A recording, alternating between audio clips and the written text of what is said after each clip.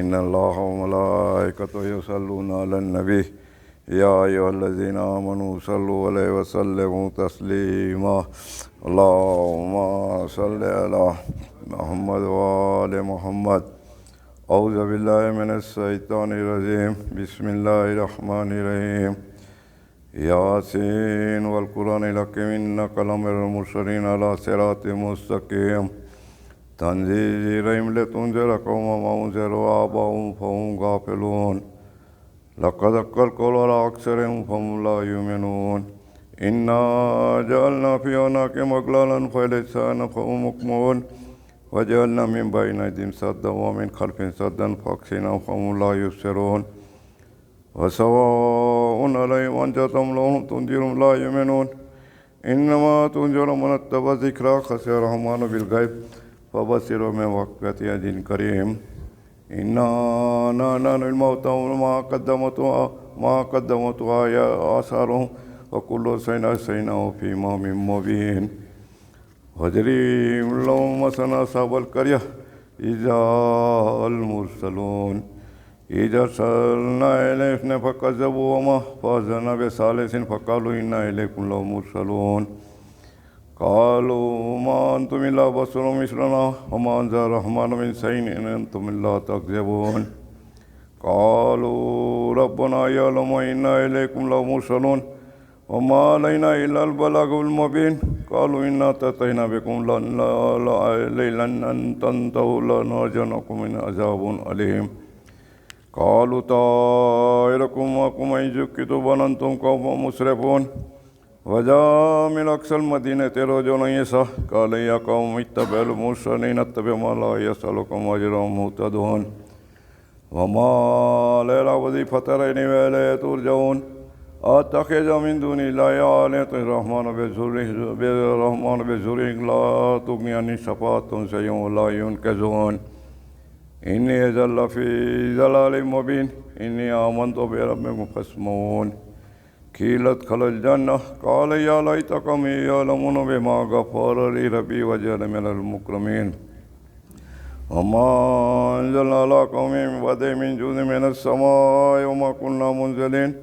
إن كانت إلا ساعة واحدة فإذا هم خامدون. يا سرة على العباد ما يأتي من رسول إلا كانوا به يستهزئون. ألم يروا كم أهلكنا قبلهم من القرون أنهم إليهم لا يرجعون. وإن كل لما جميع لدينا منذرون. وآيات لهم الأرض ميتة أحيينا وأخرجنا فمنها يأكلون. وجعلنا فيها جنات من نخيل وعنب وفجرنا فيها من العيون ليأكلوا من ثمرها وما عملت أيديهم فلا يشكرون. سبحان الذي خلق الأزواج كلها مما تنبت الأرض ومن أنفسهم ومما لا يعلمون. وآيات لهم الليل نسلخ من النهار فإذا مظلمون والشمس تجري مستقر له ذلك تقدير العزيز العليم. والقمر قدرناه منازل حتى عاد كل أرجون للقديم. لا الشمس ينبغي له أن تدرك القمر والليل سابق النهار وكل في يسبحون. وآيات لهم أنها من جرية في المسكنة وخلقنا لهم مثل ما يركبون. وإن نشأ نغرقهم فلا صريخ ولا ينقذون إلى رحمة منا موتى إلى حين. وإذا قيل لهم أنفقوا مما وإذا قيل لهم المتقوا بين أيديكم وما خلفكم لعلكم ترحمون. وما تأتيهم من آيات ربهم إلا كانوا عنها معرضين. وإذا قيل لهم أنفقوا مما رزقكم الله قال الذين كفروا للذين آمنوا أنطعم من لا يشاء الله أنتم إلا في ضلال مبين. ويقولون متى هذا الوعد إن كنتم صادقين ما ينزل إلا صيحة واحدة تأخذهم وهم يكسبون. فلا يستطيعون توصية ولا إلى أهلهم يرجعون. ونفخ في الصور فإذا هم من الأجداث إلى ربهم ينسلون. قالوا يا ويلنا من بصر مركزنا هذا ما وعد الرحمن صدق المرسلون. إن كان إلا شيئة واحدة فإذا هم جميع لدينا منذرون فاليوم لا تظلمون نفس شيئا ولا تجزون إلا ما كنتم تعملون إن أصحاب الجنة اليوم في شغل فاكهون هم وأزواجهم في جلال على الأرائك متكئون لهم فيها فاكهة ولهم ما يدعون سلام قول من رب رحيم وامتازوا اليوم أيها المجرمون ألم أعهد إليكم يا بني آدم لا تعبدوا الشيطان إنهم لكم عدو مبين وأن اعبدوني هذا صراط مستقيم ولقد أنزل منكم جبلا كثيرا أفلم تكونوا تعقلون هذه جهنم التي كنتم توعدون اصلوها اليوم ما كنتم تكفرون اليوم نختم على أفواههم وتكلمنا أيديهم وتشهد أرجلهم بما كانوا يكسبون ولو نشاء لطمسنا على أعينهم فاستبقوا الصراط فأنى يبصرون ولو نشاء لمسخناهم على مكانتهم فما استطاعوا موجبين ولا يرجعون ومن نعمره ننكسه في الخلق أفلا يعقلون وما علمناه سيرا وما ينبغي له إن هو إلا ذكر وقرآن مبين لينذر من كان حيا كالقول الكافرين أولم يروا أنا خلقنا لهم مما عملت أيدينا أنعام فهم لا مالكون وذللنا لهم فمنها ركوبهم ومنها يأكلون ولهم فيها منافع ومشارب أفلا يشكرون واتخذوا من دون الله آلهة لعلهم ينصرون لا يستطيعون نصرهم لهم جند مهزرون فلا يحزنك قولهم إننا نعلم ما يسرون وما يعلنون أولم يرى الإنسان أنا خلقناه من نطفة فإذا هو خصيم مبين وضرب لنا مثلا ونسي خلقه قال من يحيي العظام وهي رميم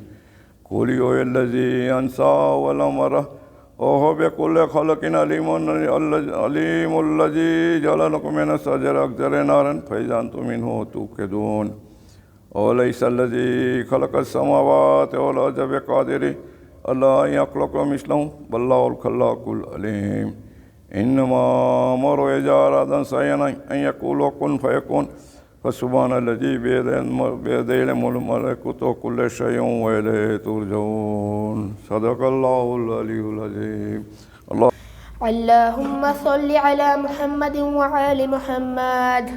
أعوذ بالله من الشيطان الرجيم. بسم الله الرحمن الرحيم.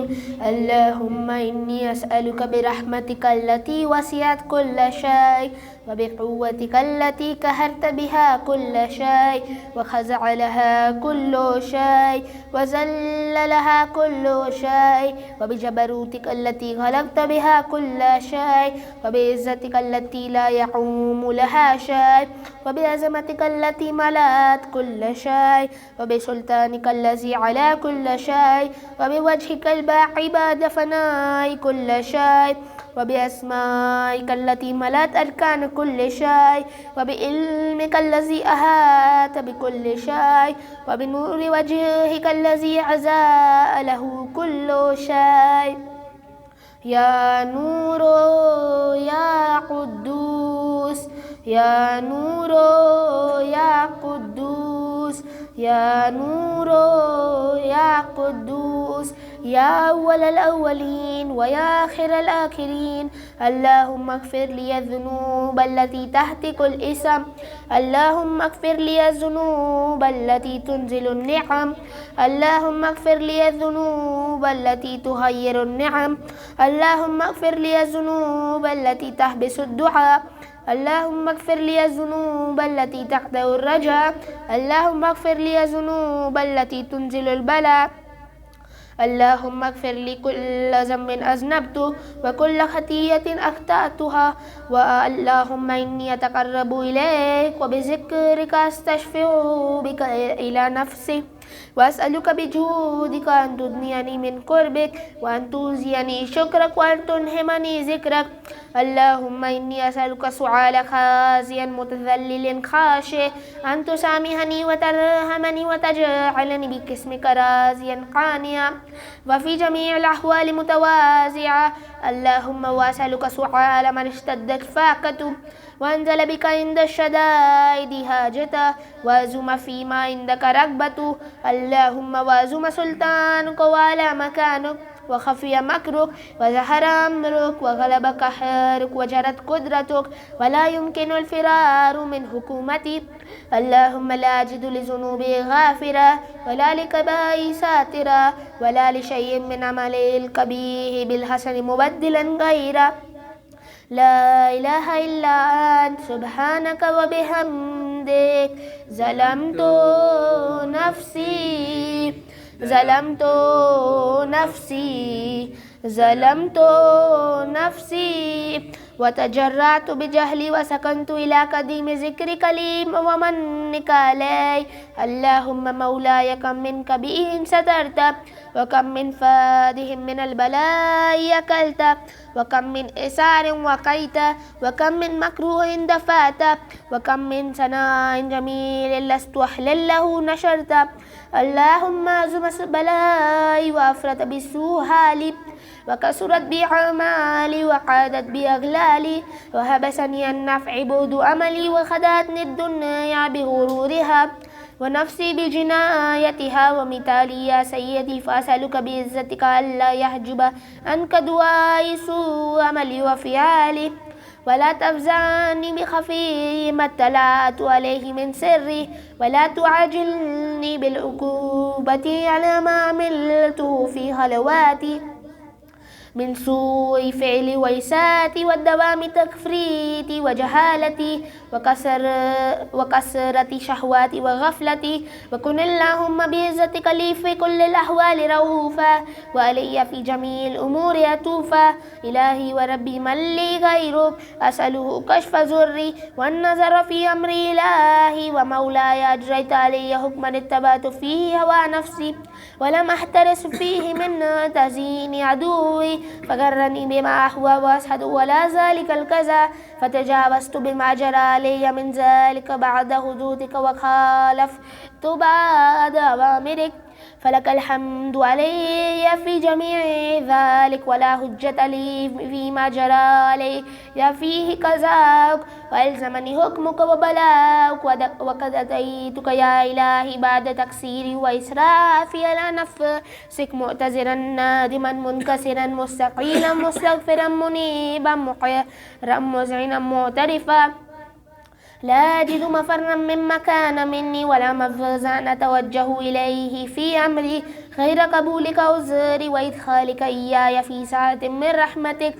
اللهم فاقبل عذري وارحم شدة ضري وفكني من شدي وساكي. يا رب ارحم ضعف بدني يا رب ارحم ضعف بدني يا رب ارحم ضعف بدني ورقة جلدي ودقة عزمي يا من بدأ خلقي وذكري وتربيتي وبري وتغذيتي بحبني لابتداء كرمك وسالف برك بي يا إلهي وسيدي وربي. أتراك معذب بنارك بعد توحيدك وبعد ما انطوى عليه قلبي من معرفتك ولهج به لساني من ذكرك واعتقده ضميري من حبك وبعد صدق اعتراف دعائي خاضعا لربوبيتك. هيهات أنت أكرم من أن تزي من ربيت أو تبعد من أدنيت أو تشرد من عاويت أو تسلم إلى البلاء من كفيت ورحمت. وليت شيري يا سيدي وإلهي ومولاي تسلط النار على وجوه خرت لعظمتك ساجدة وعلى ألسن نطقت بتوحيدك صادقة وبشكرك مادها وعلى قلوب اعترفت بإلهيتك محققة وعلى ضمائر هبت من العلم بك حتى صارت خاشية وعلى جوارح سعت إلى أوطان تعبدك مطاعية وأشارت باستغفارك مذعنة. ما هكذا الظن بك ولا أخبرنا بفضلك أنه يا كريم يا رب يا كريم يا رب يا كريم يا رب وأنت تعلم زافيا قليل من بلاء الدنيا وعقوباتها وما يجري فيها من المكاره على أهلها، ألا أن ذلك بلاء ومكروه قليل مكسوب يسيرا بقاء وكثير مدة، فكيف احتمالي لبلاء الآخرة وجليل الوقوع المكاره فيها، وهو بلاء تطول مدة ويدوم مقام ولا يخفف عن أهله، لأنه لا يكون إلا عن غضبك وانتقامك وسخطك، وهذا ما لا تقوم له السماوات والأرض. يا سيدي فكيف لي وأنا عبدك الضعيف الذليل الحقير المسكين المستقيم؟ يا إلهي وربي وسيدي ومولاي، لأي الأمور إليك أشكو، ولما من هذا الجوع أبكي، لأليم العذاب وشدتي أملت للبلاء ومدتي، فلئن سيرتني للعقوبات ما داك، وجمعت بيني وبين أهل بلائك، وفرقت بيني وبين أحبائك وأوليائك، فابني يا إلهي وسيدي ومولاي وربي، صبرت على عذابك فكيف أصبر على فراقك، وابني صبرت على حر نارك فكيف أصبر عن النظر إلى كرامتك، أم كيف أسكن في النار وهو رجائي، فبعزتك يا سيدي ومولاي أقسم صادقا لئن تركتني ناتك لأزيجن إليك بين أهل هذا جيج العاملين، ولا أصرخن إليك صراخ المستسرخين، ولا أبكين عليك البكاء الفاقدين،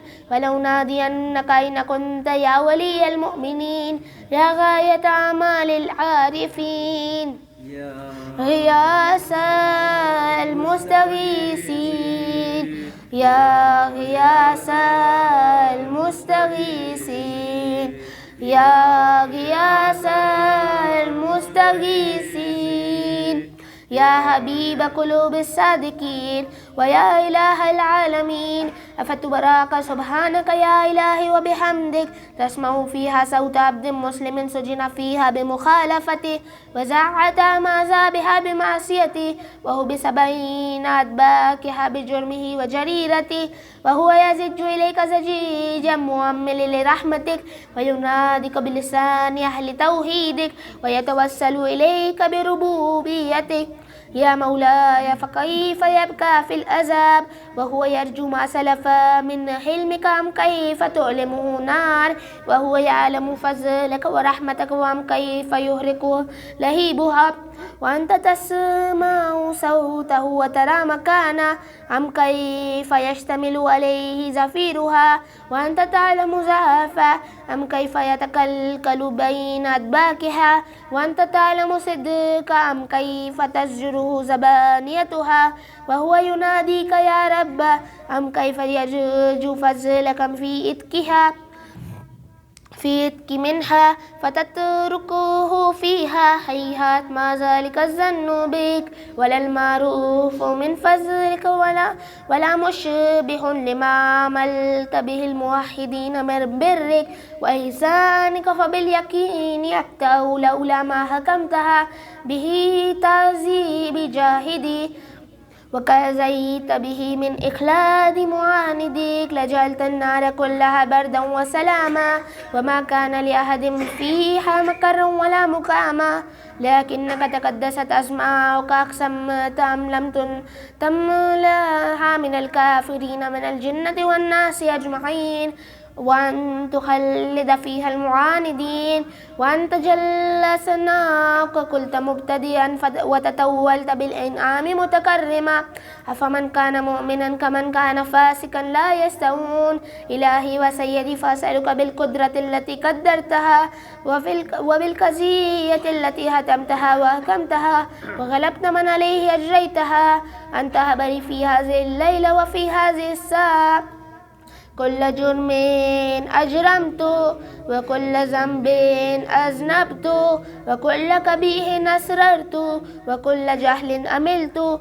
كتمته أو أعلنت، أخفيته أو أظهرت، وكل سيئة أمرت بإثباتها الكرام الكاتبين الذين وكلتهم بحفظ ما يكون مني، وجعلتهم شهودا علي مع جوارهم وكنت أنت الرقيب علي من ورائهم والشاهد لما خفي عنهم وبرحمتك أخفيت وبفضلك سترت وأن توفر هزي من كل خير أنزلت أو إحسان فزلت أو بر نشرت أو رزق بسطت أو ذنب تغفر أو خطأ تستر يا ربي يا ربي يا رب يا ربي يا ربي يا رب يا ربي يا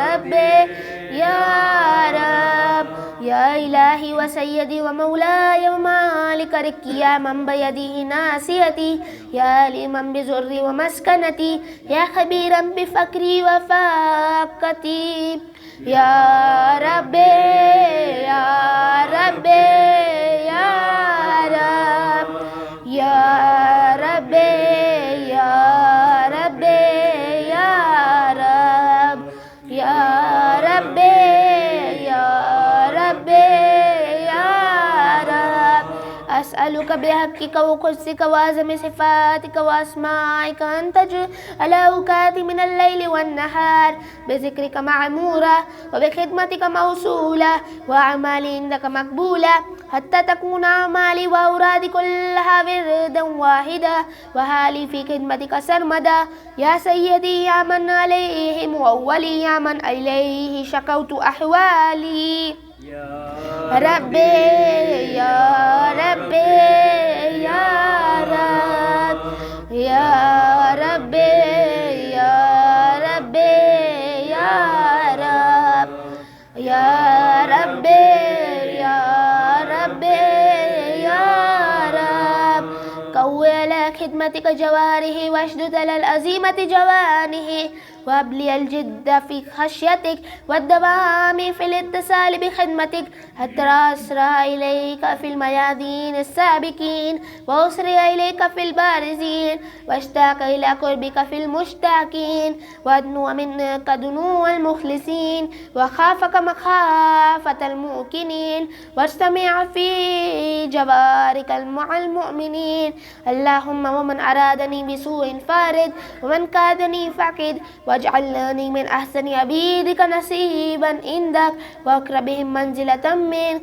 وأخصهم زلفة لديك فإنه لا ينال ذلك إلا بفضلك وجد لي بجودك وهاتف علي بمجدك واحفظني برحمتك واجعل لساني بذكرك لهجة وقلبي بحبك متيما ومن علي بحسن إجابتك وقل يسرتي واغفر زلتي فإنك كزيت على عبادك بعبادتك وأمرتهم بدعائك وزمنت لهم الإجابة فإليك يا ربي نسبت وجهي وإليك يا ربي مددت يدي فبعزتك استجب لي دعائي وبلغني منايا ولا تقطع من فضلك رجائي واكفني شر الجن والإنس من عادائي يا سريع الرضا يا سريع الرضا يا سريع الرضا اغفر لمن لا يملك إلا الدعاء فإنك فعال لما تشاء يا من اسمه دواء وذكره شفاء وطاعته غنى ارحم من رأس ماله الرجاء وسلاحه البكاء يا سابغ النعم يا دافع النقم يا نور المستوحشين في الظلم يا عالما لا يعلم صل على محمد وآل محمد وافعل بما أنت أهله وصلى الله على رسوله والأئمة الميامين من آله وسلم تسليما كثيرا كثيرا اللهم صل على محمد وآل محمد صل على محمد وآل محمد. پھر بھی بار دیگر صلوات۔ اللہم صلی علی محمد و آل محمد۔ سنسان بن وہ رات وہ اٹھتا ہوا دھواں،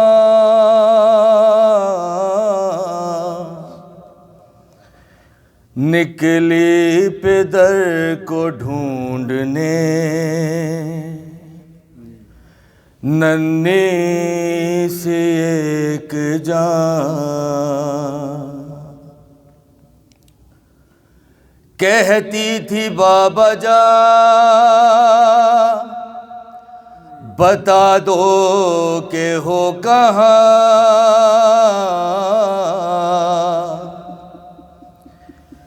ایک لاش بول اٹھی میری، بیٹی میں ہوں یہاں، ارے لے کر اسی صدا کا سہارا پہنچ گئی، روتے ہوئے نشیب میں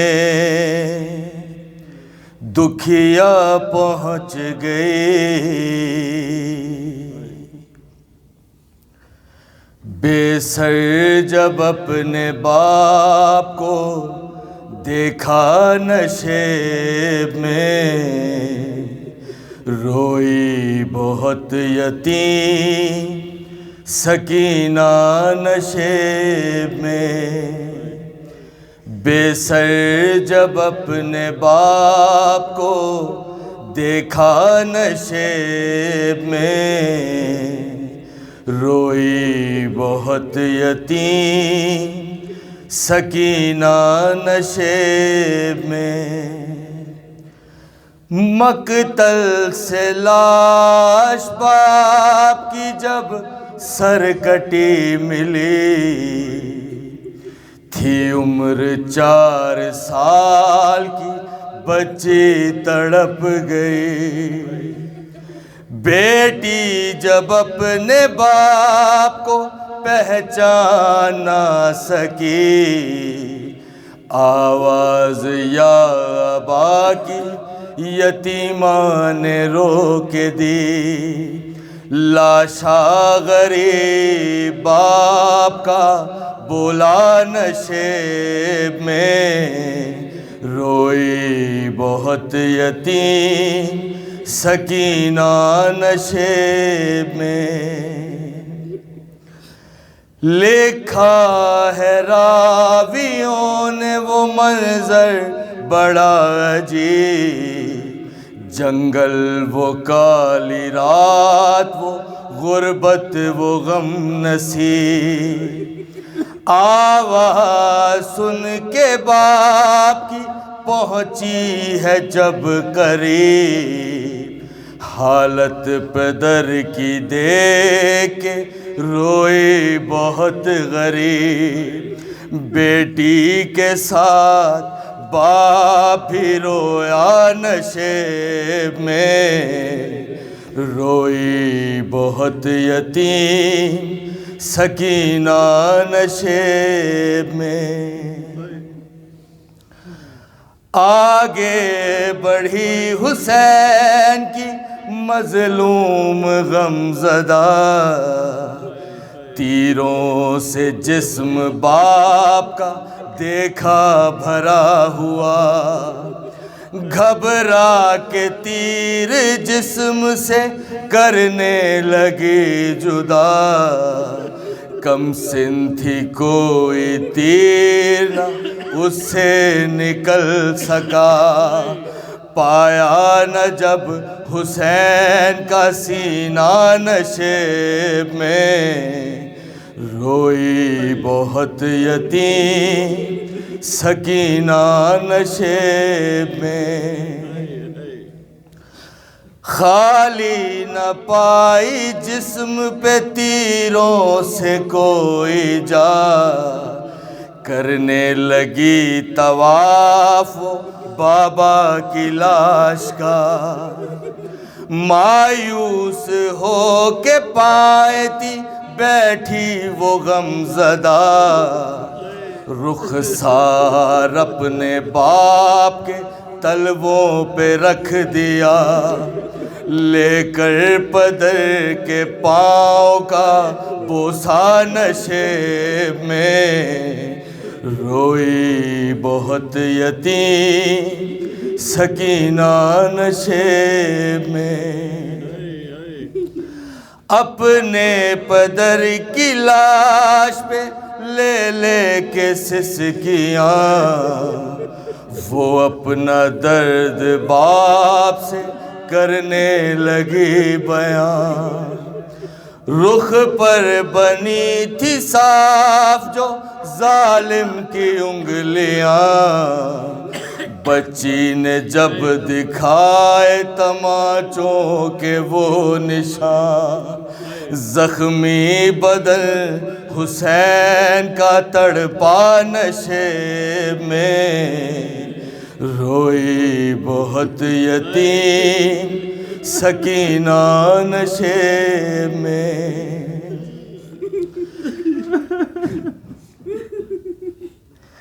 کہتی تھی میں یتیم ہوں مجھ پر نہ وار کر،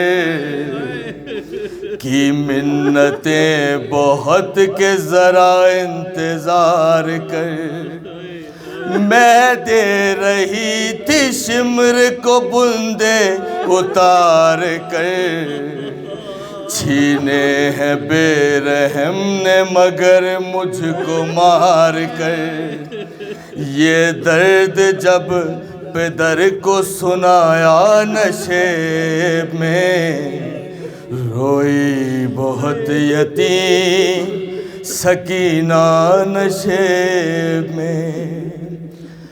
واعظ لکھے گا کون یتیمہ کی بے کسی، لاش شہ زمن سے وہ جس دم جدا ہوئی، لگتا تھا اب جیے گی نہ بچی حسین کی، جانے لگی نشیب سے جب شہ کی لاڈلی، بابا کو اپنے چھوڑ کے تنہا نشیب میں، روئی بہت یتیم سکینہ نشیب میں، بے سر جب اپنے باپ کو دیکھا نشیب میں، روئی بہت یتیم سکینہ نشیب میں۔ درود پڑھی محمد وآل محمد۔ لا حول ولا قوة الا باللہ العلی العظیم۔ رب اشرح لی صدری ویسر لی امری واحلل عقدۃ من لسانی یفقہوا قولی۔ اعوذ باللہ من الشیطان اللعین الرجیم۔ بسم اللہ الرحمن الرحیم۔ الحمد للہ رب العالمین وہو احسن الخالقین،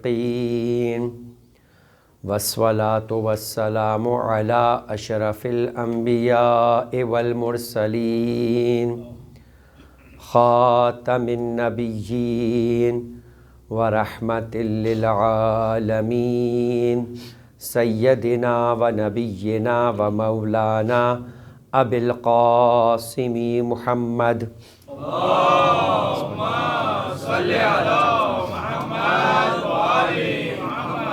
وعلى آلہ الطیبین الطاہرین المعصومین المظلومین المنتجبین المنتخبین المیامین، لا سیما علی بقیت اللہ فی الارضین، اللہم عجل لہم فرج انہم یرونہ بعیدا ونراہ قریبا ولعنت اللہ علی اعدائہم وغاصب حقوقہم اجمعین من الآن الی قیام یوم الدین اما بعد فقد قال اللہ تبارک و تعالی فی کتابہ الکریم وفرقانہ الحمید وقولہ الحق واصدق الصادقین بسم اللہ الرحمن الرحیم رسلا مبشرین ومنذرین لعلی یکون للناس علی اللہ حجہ. درود پڑھے محمد علیہ.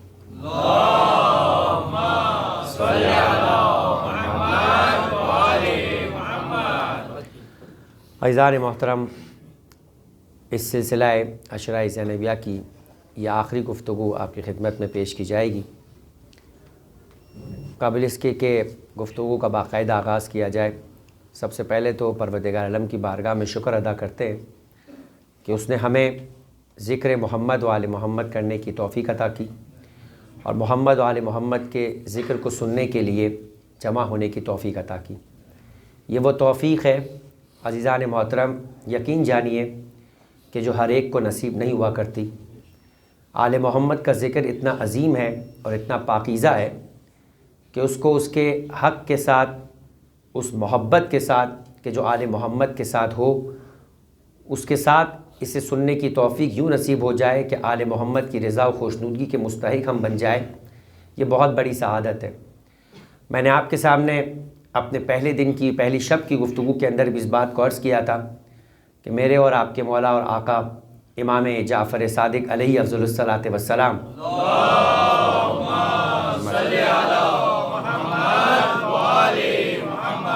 اپنے بہت ہی اہم اور انتہائی قیمتی صحابی، ان کی اہمیت اور ان کی فضیلت کا اس بات سے احساس کیجئے کہ جس طریقے سے ختمیہ مرتبت نے پیغمبر اکرم نے سلمان فارسی کے بارے میں کہا تھا کہ سلمان و منا اہل البیت، چھٹے امام نے اپنے اس صحابی کے بارے میں کہا تھا کہ فضیل ابن یسار منا اہل البیت.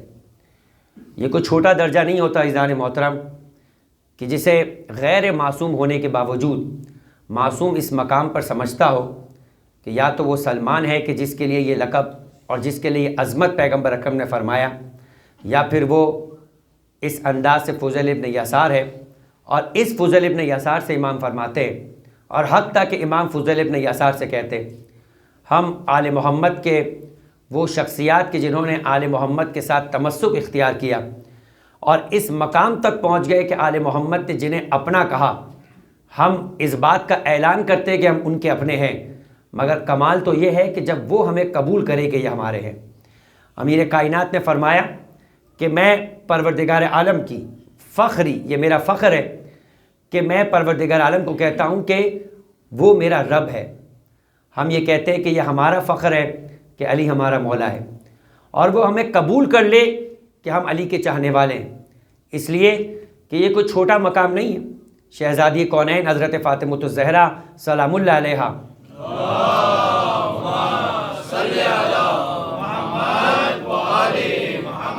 کی خدمت میں خاتون آئی اور خاتون نے آنے کے بعد بھیجا بھی اس کو اس کے شوہر نے تھا اور کہا کہ بیوی سے جا کر کہنا کہ ہم آپ کے شیعہ ہیں تو کیا آپ ہمارے شیعہ ہونے کو قبول کرتی ہیں؟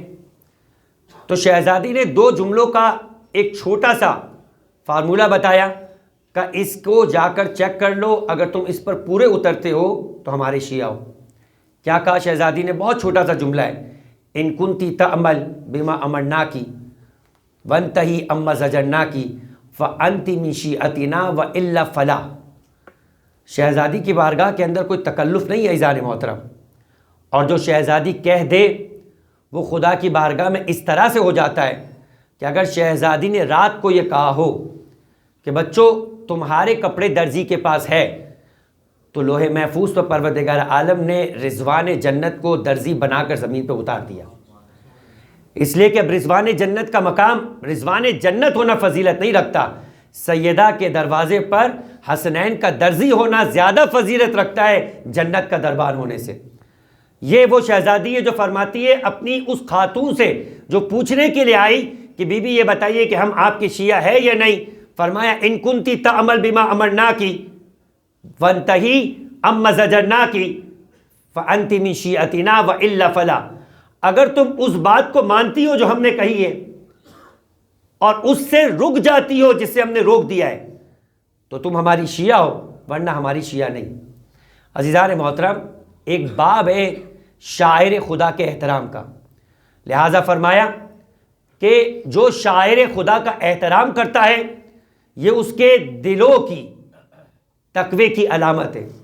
ایک وہ تقوی ہوتا ہے جو انسان کے ظاہر سے جھلکتا ہوا دکھائی دے، پیشانی کے اوپر سجدگاہ کا نشان ہو، ہاتھوں کے اندر تسبیح ہو، نماز کے لیے مسجد اور مصلی کے اوپر آپ کو مسجد میں نظر آ جاتا ہو، لیکن یہ ظاہر کا تقوی ہے۔ آیا اس کا دل بھی متقی ہے؟ آیا اس کا دل بھی خدا کی بارگاہ کے اندر جھکا ہوا ہے؟ ظاہر کے تقوی پر تو ابلیس 6000 سال تک تھا، مگر جب دل کے تقوی کا امتحان ہوا تو فخرج، پروردگار عالم نے حکم دیا کہ تو اپنے اس امتحان میں ناکام ہو گیا، پس میری بارگاہ سے نکل جا، انکا رجیم، اب تو قیامت تک کے لیے رجیم قرار پایا۔ تو دلوں کے تقوی کی علامت کیا ہے؟ فرمایا کہ وَمَن يُعَظِّمْ شَعَائِرَ اللَّهِ، جو خدا کے شاعر کا احترام کرتا ہے یہ دلوں کی تقوی کی علامت ہے۔ اب خدا کے شاعر کیا ہے؟ خدا کے شاعر کا مطلب ہے یہ مضاف مضاف الیہ۔ جب میں آپ کو کہتا ہوں آپ کا لباس، تو آپ اور ہوتے ہیں، آپ کا لباس اور ہوتا ہے۔ جب میں آپ کو کہتا ہوں خدا کا گھر، تو خدا اور ہوتا ہے، گھر اور ہوا کرتا ہے۔ جب میں آپ کو بھی کہتا ہوں کہ آپ کا گھر، تو آپ اور ہوتے ہیں، آپ کا گھر اور ہوتا ہے۔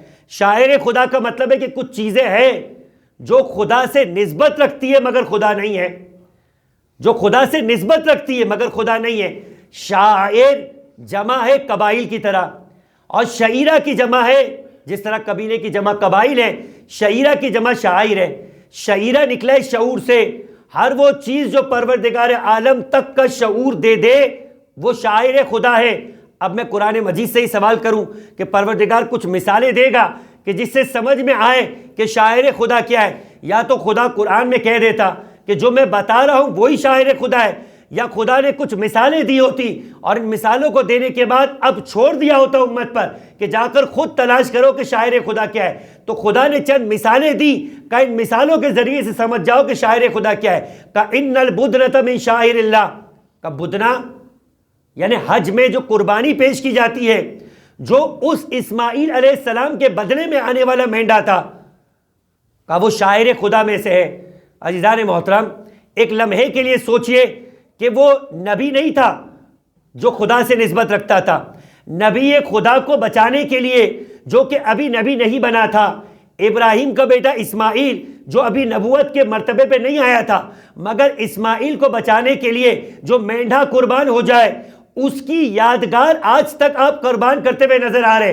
وہ جو اسماعیل کی جگہ پہ قربان ہوا اس کا کیا مقام ہے وہ خدا جانے، لیکن کہا کہ آج تک حاجی اس مینڈھے کی یادگار ذبح کرتے اپنے یہاں پر، وہ شاعر خدا میں سے ہے۔ یعنی اسماعیل کا مقام نہیں بتا رہے، میں آگے بڑھ کے کہوں ابراہیم کا مقام نہیں بتا رہے، ان سے نچلے درجے پر اسماعیل کا مقام نہیں بتا رہے، ان سے نچلے درجے پر جو اسماعیل کی جگہ پر اسماعیل کو بچانے کے لیے آیا اس کا مقام نہیں بتا رہے۔ اس کی یادگار کے طور پر آج جو کوئی مسلمان مینا کے میدان میں حج کے لیے قربانی پیش کرتا ہوا نظر آتا ہے کہ ان البدنۃ من شاعر اللہ، وہ بدنہ خدا کے شاعر خدا میں سے۔ اگر کوئی جانور جو خدا کے نبی کی اولاد کی بچانے کے لیے آنے والی قربانی کی یادگار بن جائے تو وہ شاعر خدا میں سے۔ جو خود دین خدا کو بچانے کے لیے نواسہ نبی کربلا کے میدان میں اپنی قربانی پیش کر دے وہ کتنی بڑی شاعر خدا میں سے ہوگا۔ درود پڑھے محمد آل محمد پر۔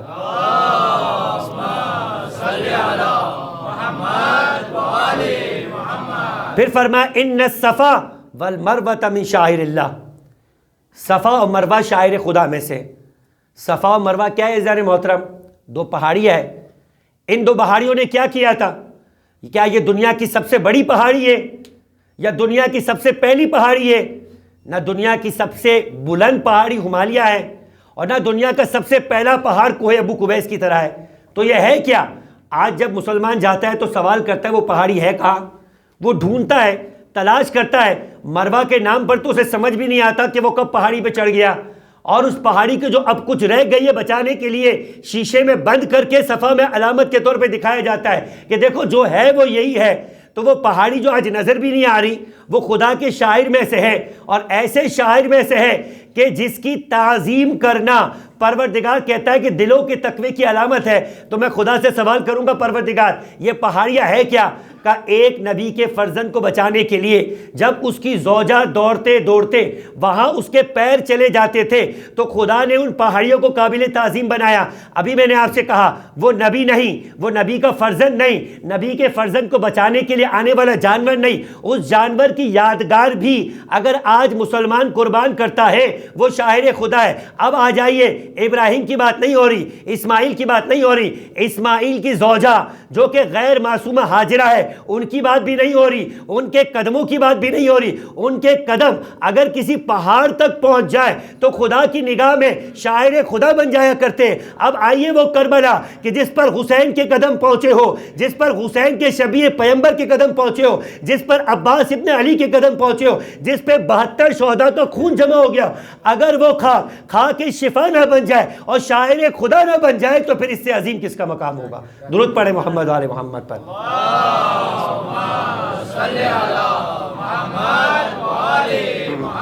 تو یہ شاعر خدا عزیزان محترم, شاعر خدا وہ ہے کہ جس کی بے احترامی خدا کی بے احترامی, جس کی بے توقیری پروردگار کی نگاہ کے اندر تقوی کی منافت رکھنا ہے. یعنی پھر تم متقی نہیں ہو, ان اکرمکم عند اللہ اتقاکم, یہ ذہن میں رکھیے گا. اور پھر وہ چوتھے امام کا واقعہ بھی ذہن میں رکھیے گا. کون سا واقعہ؟ کہ چوتھے امام نے ایک مرتبہ مدینے میں سنا. کیا سنا؟ یہ سنا کہ ایک شخص ہے کہ جس طریقے سے امیر کائنات کو کہا گیا کہ کوفے کی مسجد کے اندر رجال الحق ہے, ان رجال الحق کے لیے مولا کائنات نے کیا کہا آپ نے سن لیا. آج آئیے چوتھے امام کے زمانے کے اندر ایک مشہور ہو گیا فرد, کہا کہ یہ بہت بڑا سخی ہے اور مدینے کے اندر جہاں کہیں کہیں نیکی کا موقع ملتا ہے اس شخص کو آگے بڑھتا ہوا دیکھا جاتا ہے. چوتھے امام کو ایک مرتبہ اشتیاق ہوا. میں کہوں گا کہ یہ ہمیں شوق دلانے کے لیے, ہمیں بتانے کے لیے چوتھے امام نے اس انداز سے ہمارے سامنے اس منظر کو پیش کیا کہ ایک مرتبہ چوتھے امام اس سے ملنے کے لیے گئے. دیکھا کہ وہ جس سے امام مل کر اس کا راز جاننا چاہتے تھے وہ مدینے سے باہر جا رہا ہے. مدینے کے قریب گویا مدینے کی سرحد پر مضافات کے اوپر دیکھا کہ ایک پھل فروش ہے, وہاں سے آنکھ بچا کر 2 پھل چوری کر لیے. کچھ اور آگے گیا اور آگے جانے کے بعد نان بائی نظر آیا, اس نان بائی سے 2 روٹی چوری کر لی. وہ جو مدینے کا اتنا بڑا سخی ہے, دیکھیں چوتھے امام کے دور میں بھی ایسے سخی ہوتے تھے. لوٹ لوٹ کر سخاوت کرنا یہ آج سے نہیں شروع ہوا عزیزان محترم, یہ چوتھے امام کے دور میں بھی تھے. صرف سخاوت کرنا, صرف چیریٹی کرنا, صرف مال کو خدا کی راہ میں دینے کا جھوٹا عنوان قائم کرنا اور ہے, حلال کما کر بندگان خدا کی مدد کرنا اور ہے. بس عزیزان محترم جب ایک مرتبہ ان 4 چیزوں کو چوری کر کے مدینے سے نکلا اور مدینے کے باہر کسی کھنڈر کے اندر ایک اندھے فقیر کو دیکھا جس کے پاس خود بیٹھ گیا, اور خود بیٹھنے کے بعد اسے روٹیوں کے ساتھ وہ جو چرائے ہوئے پھل تھے وہ کھلائے, اور کھلانے کے بعد ایک مرتبہ دوبارہ مدینے کی جانب رخ موڑا. چوتھے امام نے ایک مرتبہ اس کے کندھے پر ہاتھ رکھ دیا اور فرمایا کہ میں اس وقت سے تمہارے ساتھ ہوں کہ جب جو کچھ تم نے نان بھائی کے ساتھ اور پھل فروش کے ساتھ کیا, اور اس وقت بھی تھا کہ جب تم نے ان حاصل کی ہوئی چیزوں کو اس اندھے فقیر کو کھلایا. یہ سب کیا ماجرا ہے؟ تم کس طرح سے اس عمل کو انجام دے رہے ہو؟ تمہارے اس عمل کے انجام دینے کی توجہ کیا ہے؟ تو اس نے عجیب انداز سے کہا, آج بھی آپ کو اہل بیت کے چاہنے والوں میں بھی ایسے لوگ مل جائیں گے جنہیں عمل نہیں کرنا ہوتا, وہ اپنے عمل کی مختلف توجیحات بیان کرتے اور معصومین کے کلام پر اعتراضات کرتے, معصومین کے فضائل پر اعتراض کرتے ہوئے نظر آتے. کبھی علی کے بچپن میں کلہ اجدر کے توڑنے پر اعتراض کرتے, یہ کوئی اور نہیں آج کا شیعہ اعتراض کرتے ہوئے نظر آتا ہے. کبھی کسی امام کے بادل کے برسانے کے اوپر اعتراض کرتے ہوئے نظر آتے ہیں. فضائل کی روایت ان کو سمجھ میں نہیں آتی, اور اگر فضائل پڑھے جائے تو بالکل بھی سمجھ میں نہیں آتا. کہا اہل بیت کے فضائل کو بیان کرنے کی اب کیا ضرورت ہے اور شیعوں کو کیا ضرورت ہے؟ تو یہ پہلا اعتراض تو خود امام پہ نظر آتا ہے کہ امام یہ سارے فضائل کیوں اپنے شیعوں کو بیان کر رہے ہیں, کیوں ان روایات کے اندر نقل روایت کی صورت کے اندر ان راویوں کو بیان کر رہے ہیں اور ان راویوں کی عظمتوں کو بیان کر رہے ہیں جو ان روایات کو ہم تک پہنچاتے ہوئے نظر آ رہے ہیں. خلاصہ عزیزان محترم, ایک مرتبہ امام نے کہا یہ کیا کام کر رہا ہے؟ پلٹ کر امام کو کیا کہتا ہے؟ آپ کا تعلق، جیسے ہم بھی کبھی کہتے ہیں نا، کبھی کوئی اعتراض کر دے، کوئی سوال کر دے، کہا کہ آپ کہاں سے ہوتے، تو امام کو کہتا ہے آپ کا تعلق؟ امام نے فرمایا کہ میں مدینے سے ہوں۔ کہا مدینے کے اندر اہل علم سے ہیں یا جوہلا میں سے ہیں؟ جرأت دیکھیے، جسارت دیکھیے۔ امام نے فرمایا میں جاہلوں میں سے نہیں ہوں۔ یہ ہے امام کی انکساری۔ نہیں کہا میں اہل علم میں سے ہوں، کہا میں جاہلوں میں سے نہیں ہوں۔ کہا کہ اچھا کس خاندان سے تعلق رکھتے ہو؟ کہا میرا تعلق بنی ہاشم کے خاندان سے۔ کہا قرآن نہیں پڑھا؟ چوتھے امام کو کہہ رہا ہے قرآن نہیں پڑھا، یعنی اپنی دلائل، اپنے سارے کے سارے توجیہات قرآن سے حاصل کر کے بیٹھا ہوا ہے۔ ان لوگوں کے پاس روایات بھی ہوتی ہے، قرآن کی آیت بھی ہوتی ہے، مگر اپنی عقل کے مطابق وہ قرآن اور آیات کو توڑ مڑوڑ کے پیش کیا کرتے ہیں۔ لہٰذا چوتھے امام کے سامنے دیکھیے کس طرح سے استدلال کر رہا ہے۔ کہا آپ نے قرآن نہیں پڑھا ہے؟ کہا پڑھا ہے۔ کہا قرآن میں وہ آیت نہیں پڑھی ہے کہ جو کوئی نیکی کرتا ہے فَلَهُ أَشْرُ أَمْثَالِهَا؟ کل بھی میں نے اس بات کو بیان کیا تھا جب صدقے کے بارے میں بات تھی۔ کہا کہ جب تم کوئی نیکی کرتے ہو تو خدا اس کے بدلے میں تمہیں 10 دیا کرتا ہے۔ تو میں نے نیکی کی ہے یا نہیں کی ہے؟ میں نے 4 چیزوں کو اس فقیر کو کھلایا ہے، یعنی 4 نیکیاں کی ہے۔ اچھا مقابلے میں قرآن ہی کہتا ہے کہ جب تم کوئی برا کام کرتے ہو تو پروردگار عالم تمہیں اسی کے مثل عذاب اور سزا دے گا۔ تو میں نے اگر 4 چوری بھی کی ہے تو مجھے 4 مرتبہ عذاب ملے گا، اور اگر میں نے 4 نیکیاں کی ہے تو مجھے 40 خدا کی بارگاہ سے اجر ملے گا۔ تو بس اب حساب کتاب کر لے، خدا کیا جب میری نیکیاں اور میرے گناہوں کو تولا جائے گا تو پھر 40 میں سے 4 نکل کر 36 تو پھر بھی میں بینیفٹ میں اور پروفٹ میں رہا۔ آج کا تاجر تو اسی طرح سے پروفٹ کرتا ہے نا بھائی، کہ حساب کتاب کے اندر میرا ہاتھ بھاری ہے یا نہیں ہے، اب کہاں سے کمایا، کیسے کمایا، یہ بتاؤ کہ دیکھو بچا کیا ہے، بس کیسے بچا ہے اس کو چھوڑ دو۔ یہی چوتھے امام کے سامنے وہ یہ کہہ رہا تھا کہ میں نے کس بھی طریقے سے نیکی کمائی، نیکی تو کمائی ہے نا، بس آپ دیکھ لیجئے۔ امام نے فرمایا قرآن میں نے نہیں، قرآن تو نے نہیں پڑھا۔ قرآن میں نے نہیں، قرآن تو نے نہیں پڑھا۔ کیا قرآن میں یہ نہیں پڑھا انما یتقبل اللہ من المتقین، کہ خدا صرف متقین کے عمل کو قبول کرتا ہے؟ چوری کرنے کے بعد تیرا تقوی بچا کہاں کہ تو اپنے آپ کو کہہ رہا ہے کہ خدا تیرے عمل کو قبول کرے گا؟ صرف یہ نہیں دیکھا جاتا کہ آپ کام کر رہے ہیں عزیزان محترم، یہ دیکھا جاتا ہے کہ کس راہ پر چل کر، کس کی مان کر عمل کرتے ہوئے نظر آ رہے ہیں۔ لہٰذا نماز ہی نہیں پڑھنی، علی کی مان کر نماز پڑھنی ہے۔ اگر نماز پڑھی، علی کی مان کر نماز پڑھی، تو یہ نماز قیامت کے اندر باقی پڑھی جانے والی رات بھر کی نمازوں سے فضیلت رکھتے ہوئے نظر آئے گی۔ درود پڑھیں محمد و آل محمد پر۔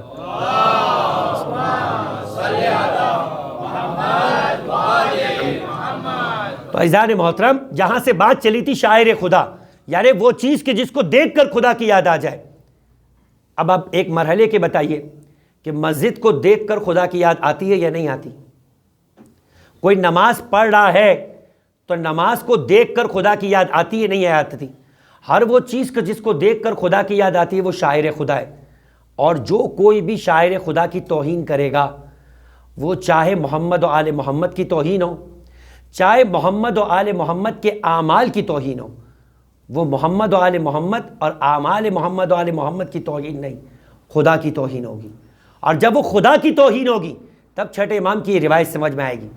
ابو بصیر کہتے ہیں کہ میں کوفے میں تھا، چھٹے امام کی شہادت ہو چکی تھی، میں چھٹے امام کے گھر پہنچا چھٹے امام کو تعزیت کرنے کے لیے۔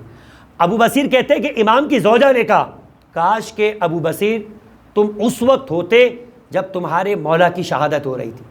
تمہارے مولا نے اپنے قریبی لوگوں کو اپنے پاس بلوایا، اور بلوانے کے بعد جو وصیتیں کی، ان وصیتوں میں سے ایک وصیت یہ تھی کہ لم تنالوا شفاعتنا من استخف الصلاۃ، کہ دیکھو جو نماز کی توہین کرے گا، تارک الصلاۃ کی بات نہیں ہو رہی، جو نماز پڑھتا ہی نہیں، کہ جو نماز کی توہین کرے گا، یعنی اتنی تاخیر سے نماز پڑھے گا کہ روایت کے مطابق جو نماز کو وقت پہ پڑھتا ہے، نماز عرش خدا پر جاتی کہ تو نے میری محافظت کی، تو نے میرا احترام کیا، خدا تیرے چہرے کو بھی نورانی کرے۔ اور جب انسان اتنی تاخیر سے پڑھتا ہے، قضا نہیں کرتا، اتنی تاخیر سے پڑھتا ہے کہ نماز کو گویا ضائع کر رہا ہے، کم اہم سمجھ رہا ہے، کہ نماز خدا کی بارگاہ میں جاتی ہے اور سیاہ چہرے کی صورت میں جاتی ہے، کہ اے پروردگار اس نے مجھے ضائع کیا ہے، قیامت میں تو اسے ضائع کر دینا۔ جو تارک الصلاۃ ہوگا اس کے بارے میں تو عجیب روایت ہے کہ امام پنجم فرماتے کہ کفر اور اسلام کے درمیان تارک الصلاۃ یعنی ترک الصلاۃ کا فاصلہ ہے، کہ جو تارک الصلاۃ ہے دنیا میں تو کافر نہیں ہے مگر قیامت کے دن اس کا حساب کافروں کا ہوگا۔ تو بس اس بات سے صرف اس بات کا احساس دلانا ہے کہ کوئی نماز کیوں نہ ہو، چاہے فجر کی ہو، چاہے مغرب کی ہو، چاہے ظہرین کی ہو، چاہے عشاء ہو، انسان کبھی بھی نماز کو کم اہم سمجھتے ہوئے اس کا استغفاف کرتا ہوا نظر نہ آئے، ورنہ اہل بیت کے جن کی شفاعت کے علاوہ ہمارے پاس کوئی آسرا نہیں ہے، ہماری عبادتوں کا وہ مقام نہیں ہے۔ عزیزان محترم، ہماری کی گئی عبادتیں خالص تو ہے ہی نہیں، اپنی شرائط کے مطابق بھی نہیں ہے۔ ایام جاہلیت کے اندر کی جانے والی عبادتیں ہماری عبادتیں، ان عبادتوں کا کوئی مقام نہیں ہے خدا کی بارگاہ کے اندر۔ شہید ثانی اپنی کتاب اسرار الصلاۃ میں لکھتے کہ جیسے وہ دیہاتی جو ایک جنگل سے گزر رہا تھا اور جنگل سے گزرتے ہوئے اسے ایک چمکتا ہوا چیز نظر آئی، اس چمکتی ہوئی چیز کو اس نے اپنی زنبیل میں ڈال دیا کہ کوئی اور دیکھے نہ، اور اپنے گھر میں جانے کے بعد رات میں اپنی بیوی کو کہنے لگا سارے دروازے اور کھڑکیاں بند کر دو، زمین کو کھودا، اندھیرے کے اندر اس زنبیل کو یعنی اس تھیلی کو دفن کر دیا، صبح کے وقت سنار کو بلوایا، سنار نے کہا جو بھی کچھ ہے دکان پہ لے کر آ جاؤ، ایک مرتبہ کہا بہت قیمتی چیز ہے، پتہ نہیں میں سنبھال بھی سکوں نہیں سنبھال سکوں، تم آ جاؤ، تم زیادہ حق رکھتے ہو، خود ہی اسے اپنے ہاتھ سے نکالنا۔ ایک مرتبہ سنار کو بلایا، دروازے بند کر دیے، زمین کو کھودا، تھیلی کو باہر نکالا، سنار نے ہاتھ ڈالا، باہر نکالا تو مرا ہوا کیڑا نکلا۔ وہ جنگل میں وہ جگنو تھا جسے وہ قیمتی ہیرا سمجھ رہا تھا۔ اسرار الصلاۃ میں شہید ثانی کرتے، کل قیامت کے دن جب ہماری نمازیں نکالی جائے گی نا جسے ہم بہت قیمتی سمجھتے، روزے نکالے جائیں گے جسے بہت قیمتی سمجھتے، حج نکالا جائے گا جسے بہت قیمتی سمجھتے، اس کی حیثیت جگنو کے کیڑے کی طرح ہوگی۔ خدا کی بارگاہ میں جب یہ نماز جائے گی نہ اس میں خلوص ہوگا، نہ اس میں توجہ ہوگا، نہ اس میں شرائط ہوگی، پھر کس منہ کے ساتھ اپنی نمازوں کے اوپر فخر کرتے ہوئے نظر آ، یہ تو آل محمد کا صدقہ و شفاعت ہوگی۔ پڑھ لو اور خدا کی بارگاہ تک پہنچ جاؤ اور ان کی نظر کرم کو مانگ لو، ان کی نظر کرم آئے گی تو تمہارا پتھر بھی ہیرا بنتا ہوا خدا کی بارگاہ میں نظر آئے گا۔ درود پڑھے محمد و آل محمد پر۔ اللہم صلی علی محمد و آل محمد۔ عزیزان محترم، یہ اہل بیت علیہ السلام ہم تک اس انداز سے پیغامات کو پہنچا رہے۔ آج میں آپ کی خدمت کے اندر کیونکہ وقت زیادہ نہیں ہے ایک روایت آپ کی خدمت میں پیش کرنا چاہتا ہوں منزل امامت کو سمجھنے کے اعتبار سے۔ 8ویں امام امام علی ابن موسیٰ الرضا علیہ افضل الصلاۃ والسلام،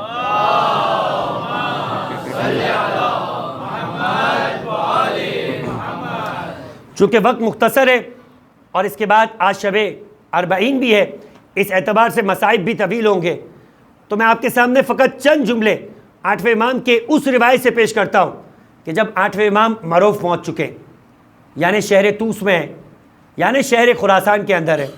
اب یہ الگ الگ اس علاقوں کے نام ہیں پرانے زمانے کے اعتبار سے کہ کون سا علاقے کا نام ہے، کون سا شہر کا نام ہے، کون سا صوبے کا نام ہے، بلاخر طوس کہے، خراسان کہے، مروف کہے، امام اس جگہ پر ہے کہ جہاں پر آج امام کی قبر مبارک موجود ہے، اور وہاں پر ایک چاہنے والا امام کی بارگاہ کے اندر آتا ہے اور آنے کے بعد یہ کہتا ہے کہ ہم جب 8ویں امام کے خدمت میں پہنچے اور اس دن ہم جامع مسجد کے اندر یعنی طوس کی جامع مسجد کے اندر موجود تھے چند شیعوں کے ساتھ، اور وہاں بحث ہو رہی تھی امامت کے اوپر، لوگوں نے اپنی اپنی آرا پیش کی کہ امامت کس کو کہتے ہیں، امام کس کو کہتے ہیں۔ جب میں امام برحق سردار مطلق علی ابن موسیٰ الرضا علیہ افضل الصلاۃ والسلام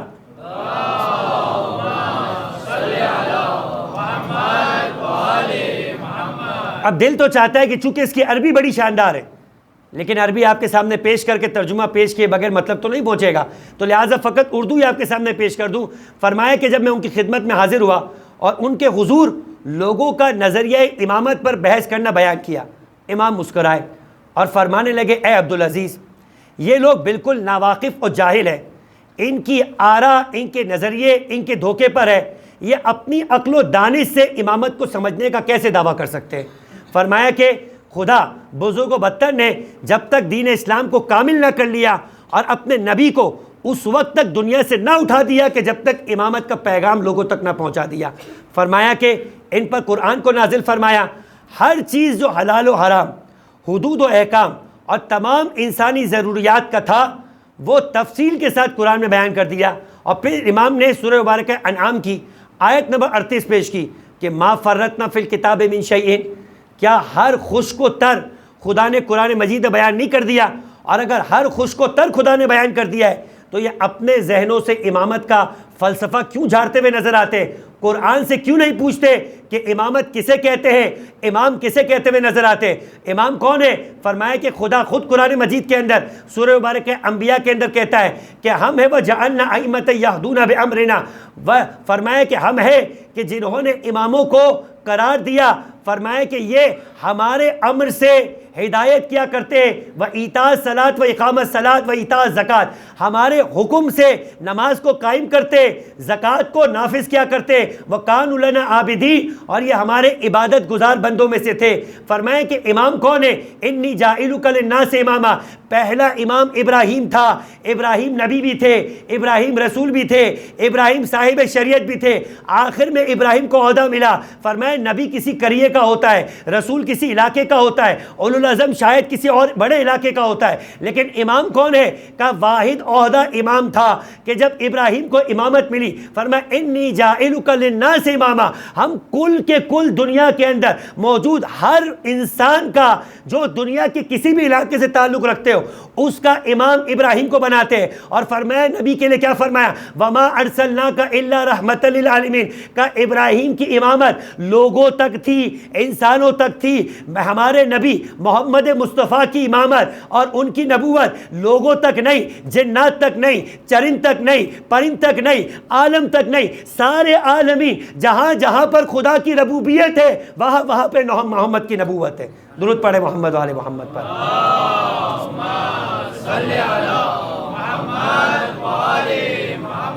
کہا سمجھے یا نہیں سمجھے؟ اگر کوئی ابراہیم کا نائب ہوگا تو وہ لوگوں کے اماموں کا نائب ہوگا، اور کوئی نبی محمد مصطفیٰ کا نائب اور ان کا نفس ہوگا تو وہ کسی لوگوں کا نہیں ہوگا۔ جیسے محمد عالمین کے نبی ہے، عالمین کے امام ہے، ایسے ہی علی عالمین کے امام ہوں گے۔ اب شک نہیں کرنا کہ کبھی علی اس دنیا کے عالم میں نظر آئے یا 40 عالموں میں نظر آئے اور ہر ایک کہتا ہوا یہ نظر آئے علی ہمارے پاس بھی تھے، علی ہمارے پاس بھی تھے، علی ہمارے پاس بھی تھے، شک کرتے ہوئے نظر نہیں آنا۔ اور صرف علی ایسا نہیں ہوگا، فرمایا کہ اولنا محمد، اوسطنا محمد، آخرنا محمد، کلنا محمد، ہم میں سے ہر ایک ایسا ہی ہوگا۔ اس عالم میں پہنچے گا تو بھی علی ہوگا، اس عالم میں پہنچے گا تب بھی علی ہوگا۔ درود پڑھے محمد و آل محمد پر۔ اللہم صلی علی محمد و آل تکبیر، نعرہ رسالت، یا رسول اللہ، نعرہ حیدری، نعرہ صلوات، اللہم صلی علی محمد و آل محمد۔ یاقوت دہان، کتاب الامام المہدی من المہد الی اللحد، سید کاظم قزوینی اس کا واقعہ نقل کرتے ہیں۔ یعنی زمانے کے امام پر یہ سید کاظم قزوینی ایک ایسی شخصیت ہے کہ جنہیں پروردگار عالم نے دفن ہو جانے کے بعد دوبارہ زندہ نکالا، اور جنہوں نے قبر کے اندر اس بات کی پروردگار عالم سے عہد کیا تھا کہ اگر مجھے دوبارہ زندہ اس قبر سے نکلنے کی توفیق ہو گئی، صدام کے زمانے میں جنہیں زندہ دفن کیا گیا تھا، تو میں شہزادی کونین پر اپنی کتاب لکھوں گا۔ اور انہوں نے حضرت زہرا پر بھی کتاب لکھی، حضرت زینب پر بھی کتاب لکھی، امام حسن مجتبیٰ پر بھی کتاب لکھی، امام حسین پر بھی کتاب لکھی، زمانے کے امام پر بھی کتاب لکھی، جن کا ایک منفرد انداز تھا۔ جب کتاب لکھتے تھے عنوان دیتے تھے من المہد الی اللحد، یعنی ولادت سے لے کر شہادت تک۔ وہ واقعہ نقل کرتے امام زمانہ سے ملاقات کرنے والوں کا، اور کہتے یاقوت دہان حلہ کا رہنے والا، ایک مکتب اہل بیت کا نہیں، دیگر مسلمان بھائیوں سے تعلق رکھنے والا شخصیت تھا، جس کا باپ اہل سنت سے تھا، جس کی ماں اہل بیت علیہ السلام کی ماننے والی تھی۔ کہتا ہے کہ میں دہان کہتے دہین کو، یعنی گھی بیچنے والا، وہ گھی بیچنے کا کام کیا کرتا تھا، قافلے کے ساتھ تھا۔ کہا کہ میں نکلا جس جگہ سے مجھے گھی خرید کے آنا تھا اور غالباً حلہ پہنچانا تھا، راستے کے اندر میں تھکا ہوا تھا، سو گیا، اور جب میں اٹھا تو قافلہ مجھ سے رخصت ہو چکا تھا۔ اندھیرا تھا، جنگل تھا، خوف زدہ تھا میں کہ یا تو ڈاکوؤں کے ہاتھوں لوٹ لیا جاؤں گا یا درندوں کے ہاتھوں مارا جاؤں گا۔ اب کیسے اپنے سفر کو، کیسے اپنے سامان تجارت کو تنہا لے کر جاؤں؟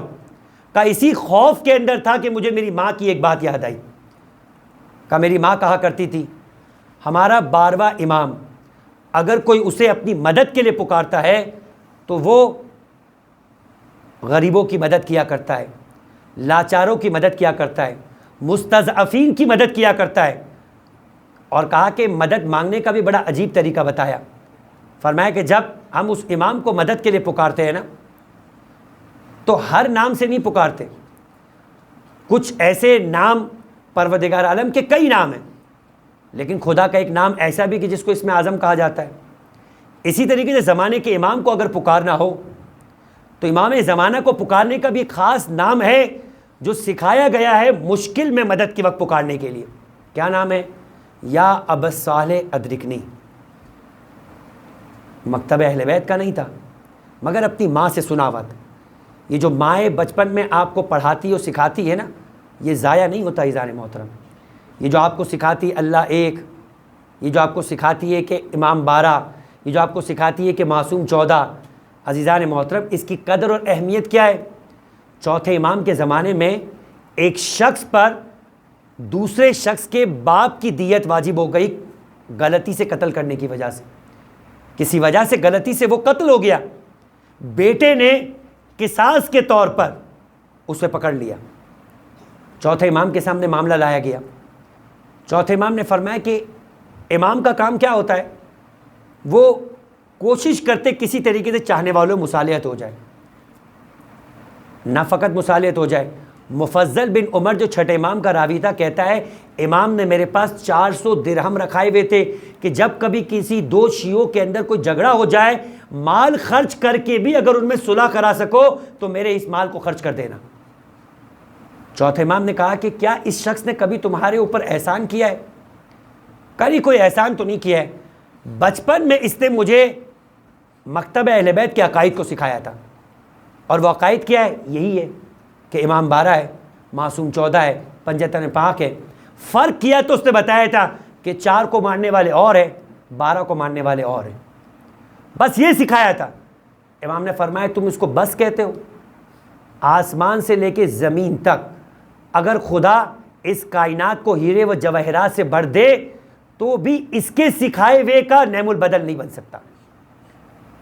اور اب میں تجھے کہہ رہا ہوں اس سکھائے ہوئے کلمات کے بدلے میں اپنے باپ کے قتل کو معاف کر دے.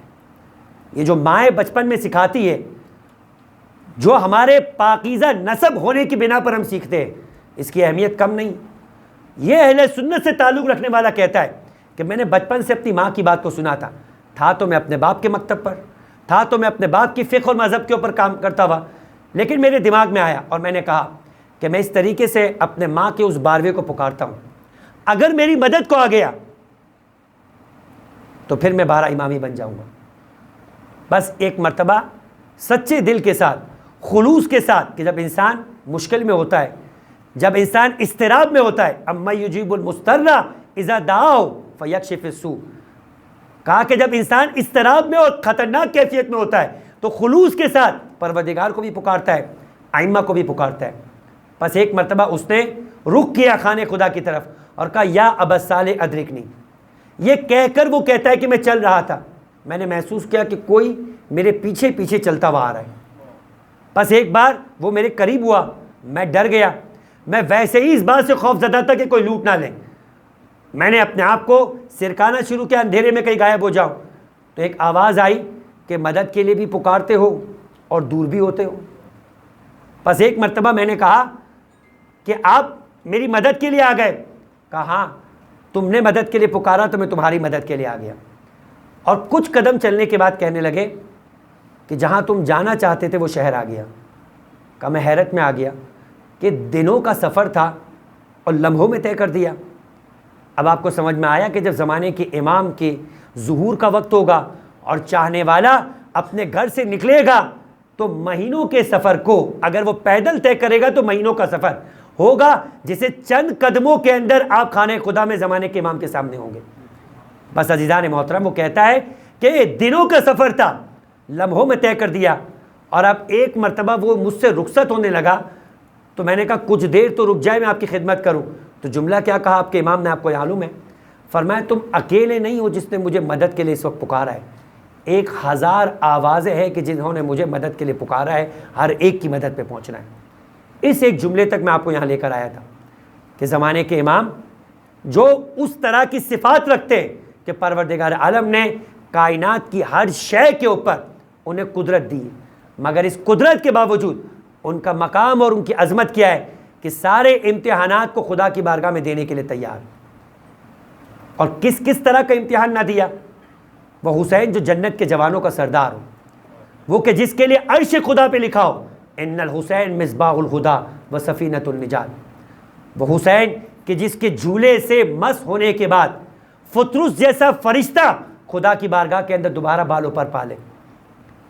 اور مرحوم علامہ سید ذیشان جوادی فرماتے ہیں اب جب شفا پا کے اڑا نا، کہتے ہیں کہ جب پہلے بھی خدا کے عطاب کا شکار ہوا تھا تو اس نے سوچا تھا من مثلی مجھ جیسا کون ہے، تو خدا نے اس غرور کی وجہ سے بالوں پر کو چھین لیا، عزت اور اختیارات کو چھین لیا، جزیرے کے اندر قید کر دیا، اور پھر ایک مرتبہ دوبارہ جب حسین کے جھولے سے مس کرنے کے بعد پھر آسمان پہ اڑا تو پھر کہتا ہے کہ من مثلی۔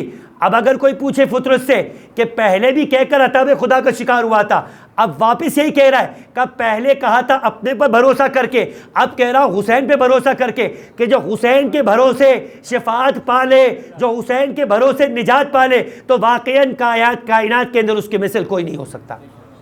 عزیزان محترم، آج حسین کا چہلو منانے کے لیے ہم اس مقام پر جمع ہوئے، اسی حسین کا چہلو منانے کے لیے جمع ہوئے۔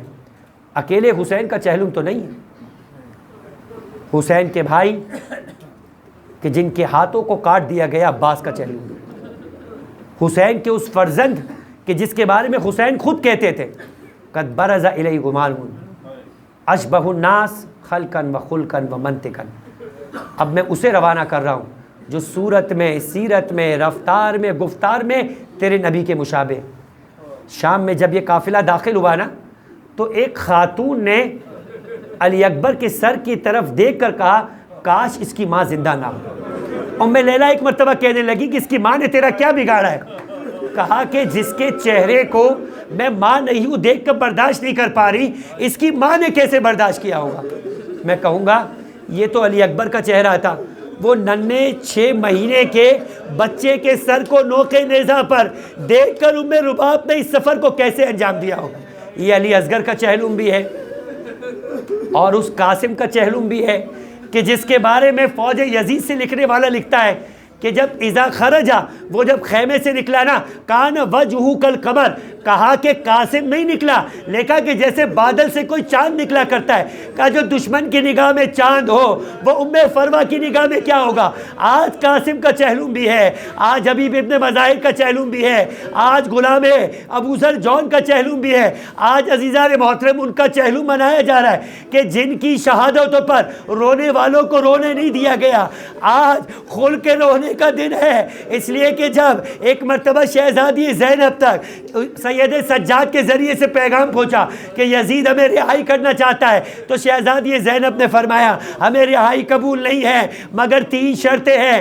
پہلی شرط یہ ہے کہ ہمارے لوٹے ہوئے تبرکات کو واپس کیا جائے، دوسری شرط یہ ہے کہ ہمارے وارثوں کے سروں کو ہمیں دیا جائے، ہم نے انہیں دیکھ کر کھل کر ماتم نہیں کیا، تیسری شرط یہ ہے کہ شام کے اندر ایک گھر کا بندوبست کیا جائے جہاں ہم ہفتے بھر تک اپنے وارثوں کا ماتم کریں گے، اور شام کے عورتوں کو اجازت دی جائے وہ ہمارے پاس آئے تاکہ ہم مل کر ایک مرتبہ، پہلی مرتبہ شہزادی زینب نے عزا خانے کی بنیاد رکھی، مجلس عزا اور گریہ و زاری کی مجلس برپا کی۔ یہ جو مجلس عزا ہے، یہ جو عزا خانہ ہے، اس کی تاسیس کرنے والی شہزادی زینب ہے۔ پس ایک مرتبہ یزید نے کہا سید سجاد سے کہ دیکھو تبرکات میں سے کوئی کچھ لوٹ کے لے گیا، کوئی کچھ لوٹ کے لے گیا، سب کچھ دینا تو ممکن نہیں ہے، اس کے بدلے میں مجھ سے مال لے لو۔ سید سجاد ایک مرتبہ اپنی جگہ سے کھڑے ہو کر کہے تو مجھے کیا میری دادی فاطمہ زہرا کی چادر کی قیمت دیتے ہوئے نظر آئے گا، یا میرے علی اصغر کے اس جھولے کی قیمت دیتے ہوئے نظر آئے گا؟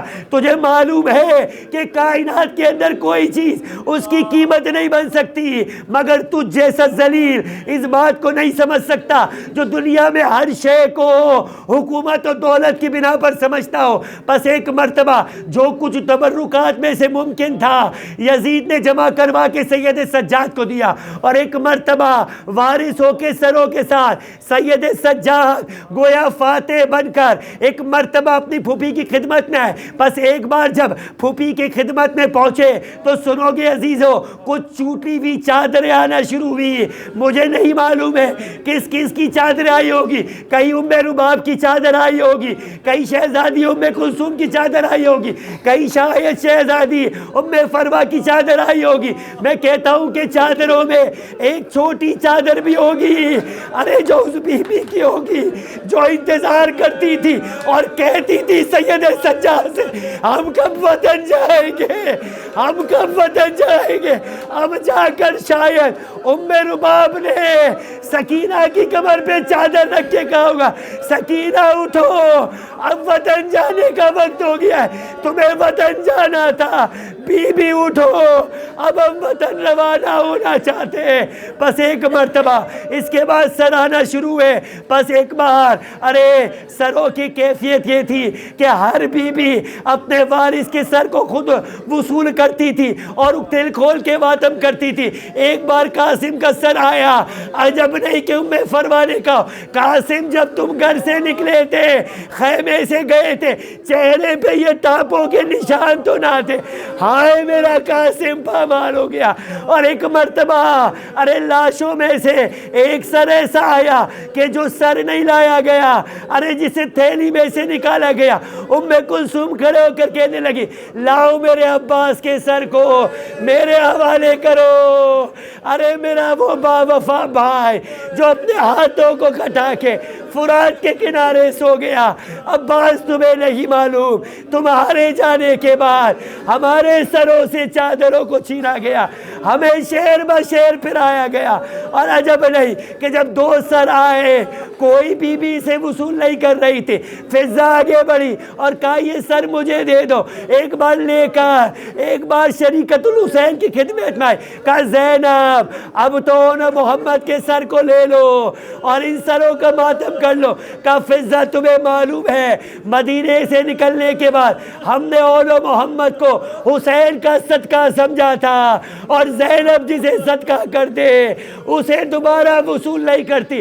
اب سنو گے عزیزو, سب سے آخر میں وہ سر آیا کہ ساری بیویاں کھڑے ہو گئی اور عجب نہیں کربلا کی طرف رک کر کے کہا صلی اللہ علیہ کا یا ابا عبداللہ, ارے واہ حسینہ واہ محمدہ. وہ سر آیا کہ جسے راستے میں پتھر مارے گئے تھے, ارے وہ سر آیا کہ جس کے دندان مبارک پر چھڑی ماری گئی تھی, ارے وہ سر آیا کہ جو کبھی قرآن کی تلاوت کیا کرتا تھا. بیویوں نے ماتم کیا, ماتم کرنے کے بعد دن گزرے. ایک مرتبہ سید سجاد نے کہا کہ شہزادی پھوپھی اماں محمل تیار ہے. بس سنو گے عزیزو, اب جن کی آوازیں نہیں ہے جو گریہ نہیں کرتے ایک بار بلند آواز سے چیخے گا, اس لیے کہ شادی کے آل محمد نے فرمایا خدا رحم کرے ان آوازوں پر جو ہم پر آئی بھی مصیبتوں پر بلند ہوتی ہے. ایک بار پھوپھی اماں گھروں سے ارے اس گھر سے نکلی جس گھر میں ماتم کیا تھا, دیکھا محملیں ہیں. عجب نہیں مدینہ یاد آ گیا ہو کہ جب ان محملوں پہ سوار ہونے کے لیے بی بی مدینے سے نکلی تھی, ایک طرف سے حسین نے ہاتھ تھاما تھا, ایک طرف سے عباس نے تھاما تھا, ایک طرف سے علی اکبر نے زانو دیا تھا, مگر اب محملیں ہیں, علی اکبر نہیں, قاسم اور اول محمد نہیں. محملوں پہ ریشمی پردے تھے, رنگ برنگے پردے تھے. کہا سید سجاد ہم ان محملوں میں سوار نہیں ہوں گے, اجعلوہا سودا, اسے سیاہ رنگ میں تبدیل کرو. ہم ماتم کرنے والے شادی میں جانے والے نہیں. ایک مرتبہ محملوں کو سیاہ علم کے ساتھ سیاہ پردوں کے ساتھ تبدیل کیا گیا اور ایک بار ساری بیویوں کو بٹھایا گیا. عجب نہیں, ایک مرتبہ پھوپھی اماں سے سید سجاد سجاد نے پوچھا ساری بیویاں سوار ہو گئی؟ کہا سب بیویاں سوار ہو گئی مگر تمہاری ماں ام رباب کہیں نظر نہیں آ رہی۔ کہا سید سجاد نے میں جانتا ہوں میری ماں ام رباب کہاں پر ہے۔ پس ایک بار ساری بیویوں کو بٹھایا اور اب قافلے کو لے کر چلے۔ کہا کہ بیٹا سید سجاد اس طرف تو زندان ہے۔ کہا میری ماں ام رباب زندان میں قبر کو ایسے لپٹائے ہوئے بیٹھی ہے جیسے کوئی اپنی اولاد کو اپنی گود میں لے کر بیٹھتا ہے۔ اور ام رباب سے کہا چلیے ماں ام رباب ہمیں کربلا جانا ہے۔ ام رباب کہنے لگی ارے میں کیسے اپنی بیٹی سکینہ کو چھوڑ کے جاؤں، کس کے آسرے پہ چھوڑ کے جاؤں۔ ایک بار ام رباب کو بٹھایا اور اب شام سے جانے لگے۔ جب شام کے آخری دیہات پہ تھے شام کے عورتوں نے کہا الوداع اے بنات رسول الوداع۔ شہزادی زینب نے ایک بار محمل کو رکوایا، محمل کے پردے کو ہٹایا، کہا اے شام کی عورتوں ایک وعدہ کرو، دیکھو جب بھی شام ہو جائے زندان میں جانے کے بعد چراغ جلا دینا، میری بچی سکینہ اندھیرے سے بہت ڈرتی۔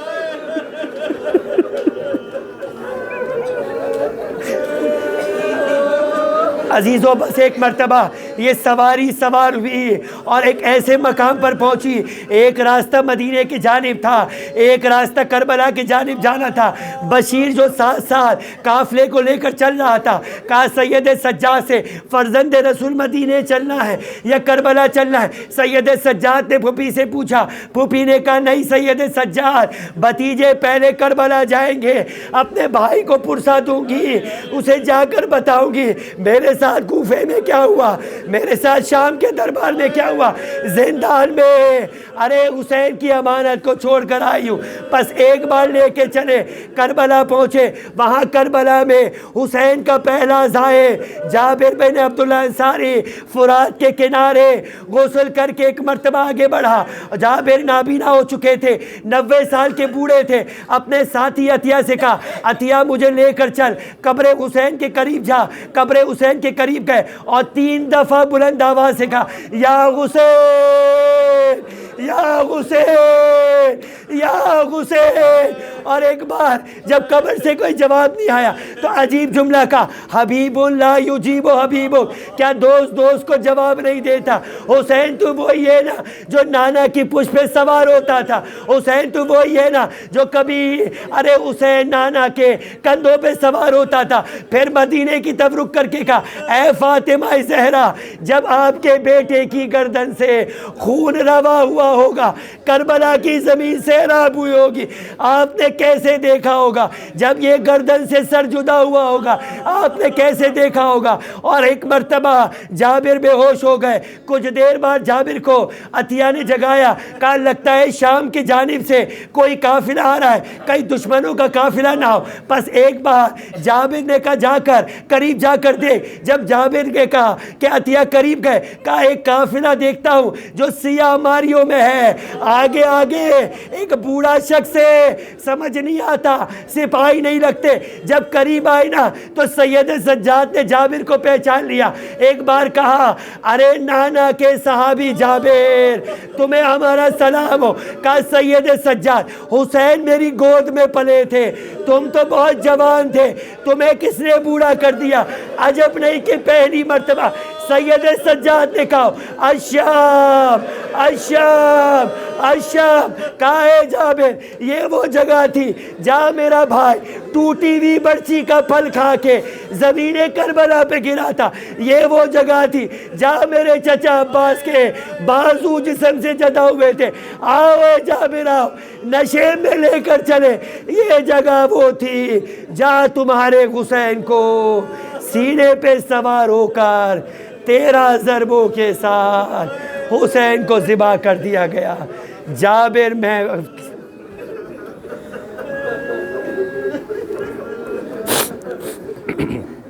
ماتم حسین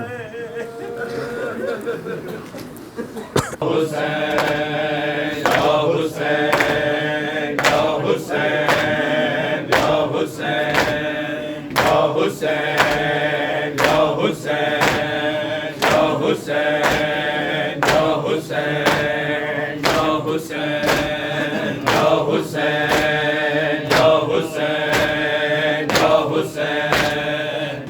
حسین یا حسین یا حسین یا حسین یا حسین یا حسین سے زینب کو جب ملی ہوگی رہائی قید سے زینب کو جب ملی ہوگی رہائی قید سے زینب کو جب ملی ہوگی رہائی قید سے زینب کو جب ملی ہوگی رہائی قید سے زینب کو جب ملی ہوگی رہائی قید سے زینب کو جب ملی ہوگی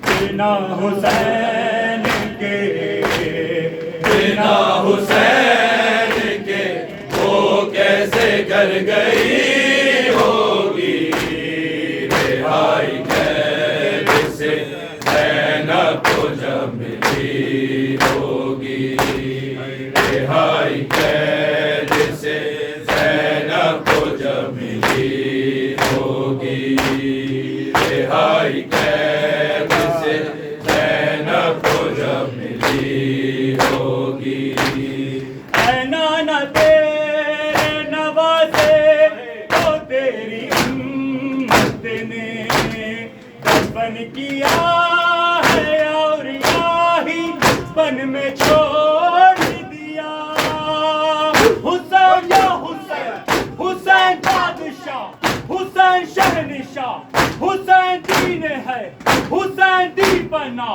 شہید کربلا صفی ہے نینوا ہے تیرا گھر لٹا بے جرم و بے خطا حسین یا حسین حسین یا حسین یا حسین یا حسین بن کیا ہے یا اولیائی بن میں چھوڑ دیا رسول زادی یہی بات سوچتی ہوگی رہائی قید سے زینب کو جب ملی ہوگی رہائی قید سے زینب کو جب ملی ہوگی رہائی قید سے زینب کو جب ملی ہوگی رہائی قید سے زینب کو جب ملی ہوگی بڑے تھے لاش جوانوں یہ دشت کربلا میں بڑا تھا غازی کا لاشا بغیر شان ہو کے عباس ہے عباس عباس ہے عباس عباس با صفا عباس با وفا علی کی گود کا ہے تو بلا ہوا عباس معجزہ ہے تو بطول کا عباس ایک نیا ہے پیش مرحلہ ہے زینب بے رضا سفر ہے شام کا ہے شامی بے حیا وہاں مصیبت عباس ہے عباس ہے عباس ہے عباس بڑا تھا غازی کا لاشا بغیر شانوں کے جوان بھائی کے شانوں کو ڈھونڈتی ہوگی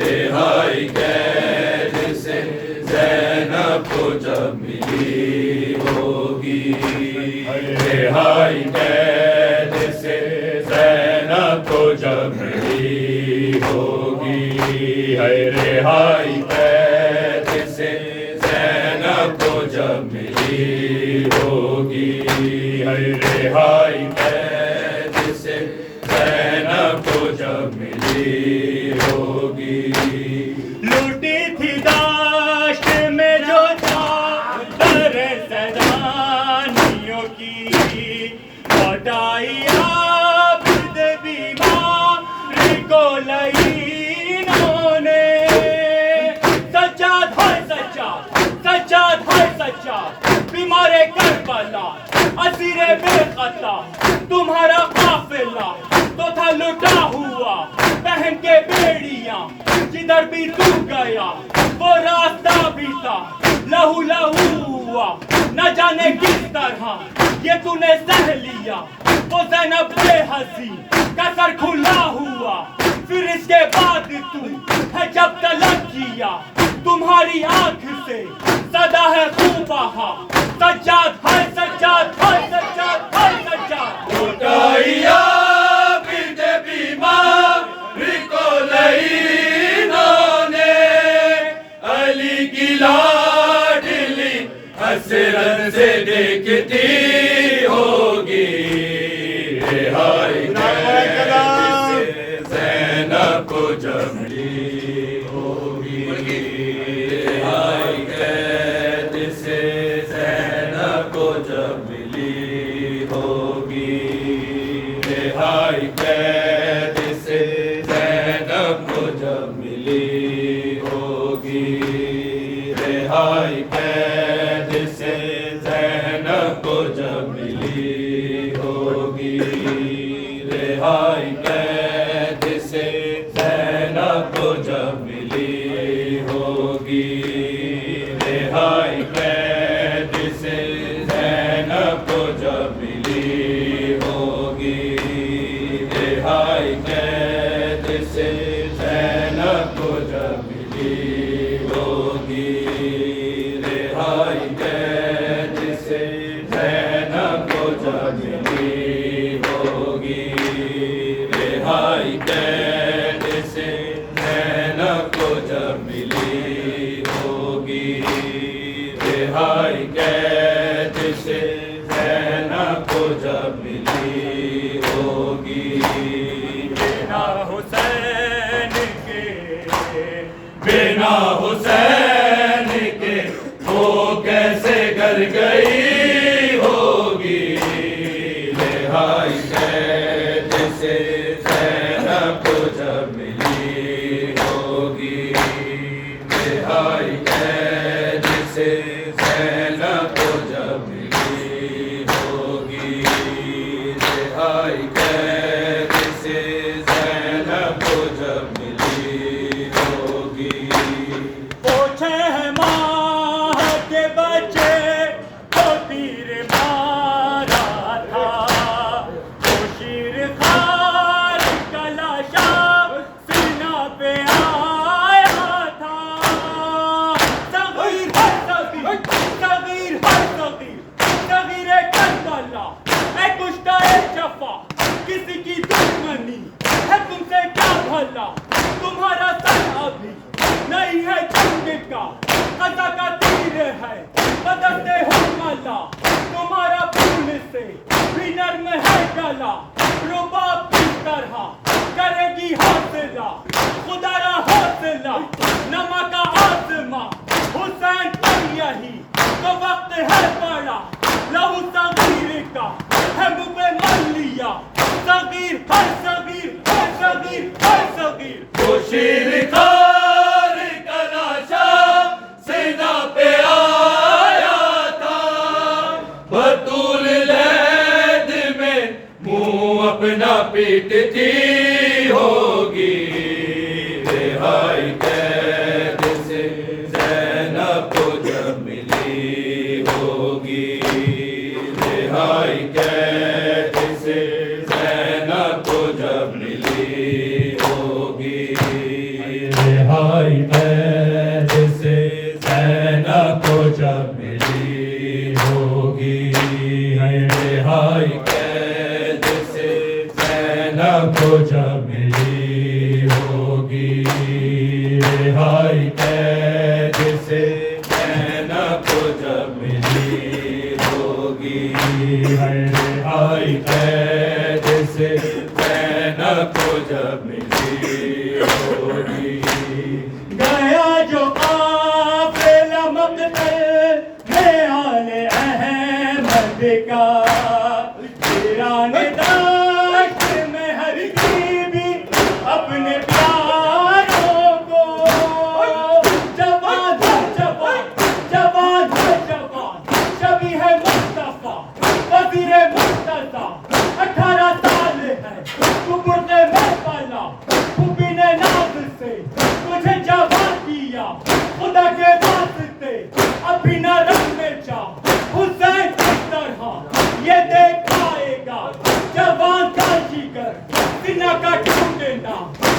भी मुंतजर ये लौटक हुआ वो भी देखती है तेरा रास्ता जवान हर जवान हर जवान हर जवान वीरान दस्त में हर बीबी अपने प्यारों को कड़कती धूप में रो रो के ढूंढती होगी रिहाई कैद से ज़ैनब को जब मिली होगी। अकबर का लहू शह की हवा तक पहुँच गया अकबर का लहू शह की हवा तक पहुँच गया अकबर का लहू शह की हवा तक पहुँच गया अकबर का लहू शह की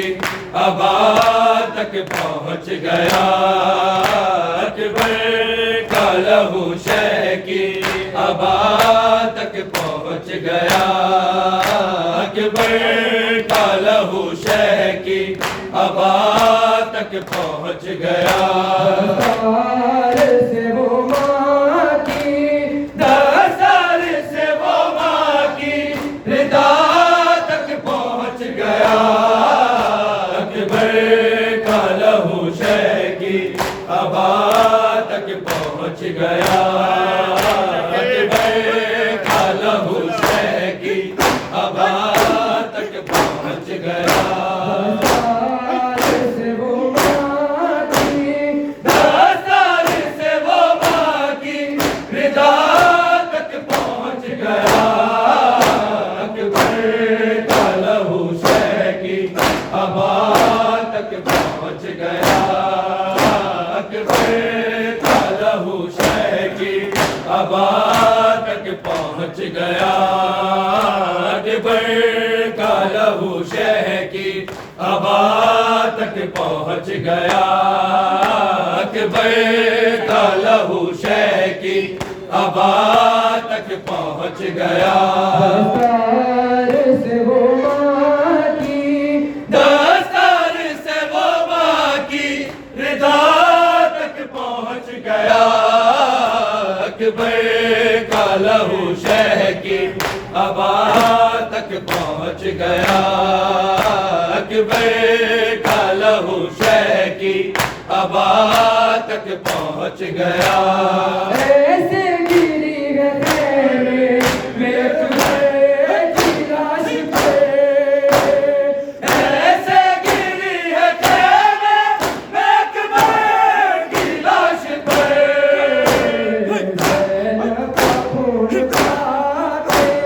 ज़ैनब का खून खा के शिफा तक पहुँच गया अकबर का लहू शह की हवा तक पहुँच गया अकबर का लहू शह की हवा तक पहुँच गया अकबर का लहू शह की हवा तक पहुँच गया अकबर का लहू शह की हवा तक पहुँच गया अकबर का लहू शह की हवा तक पहुँच गया अकबर का लहू शह की हवा तक पहुँच गया बेला ये रोके कहती थी अकबर काम तो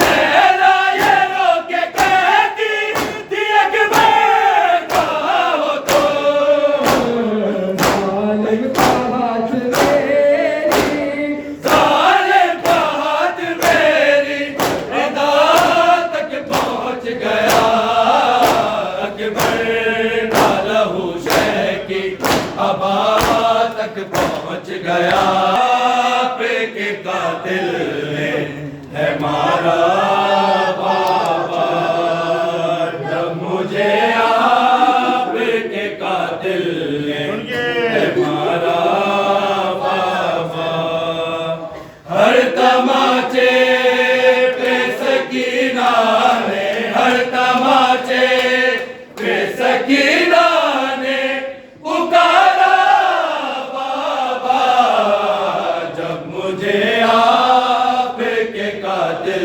نے ہے مارا بابا، جب مجھے آپ کے قاتل نے ہے مارا بابا، جب مجھے آپ کے قاتل نے ہے مارا بابا، مجھے بالوں سے پکڑ کر تماچے مارے، مجھے بالوں سے پکڑ کر تماچے مارے، میں نے سر شمر سے مانگا جو تمہارا بابا، جب مجھے آپ کے قاتل نے ہے مارا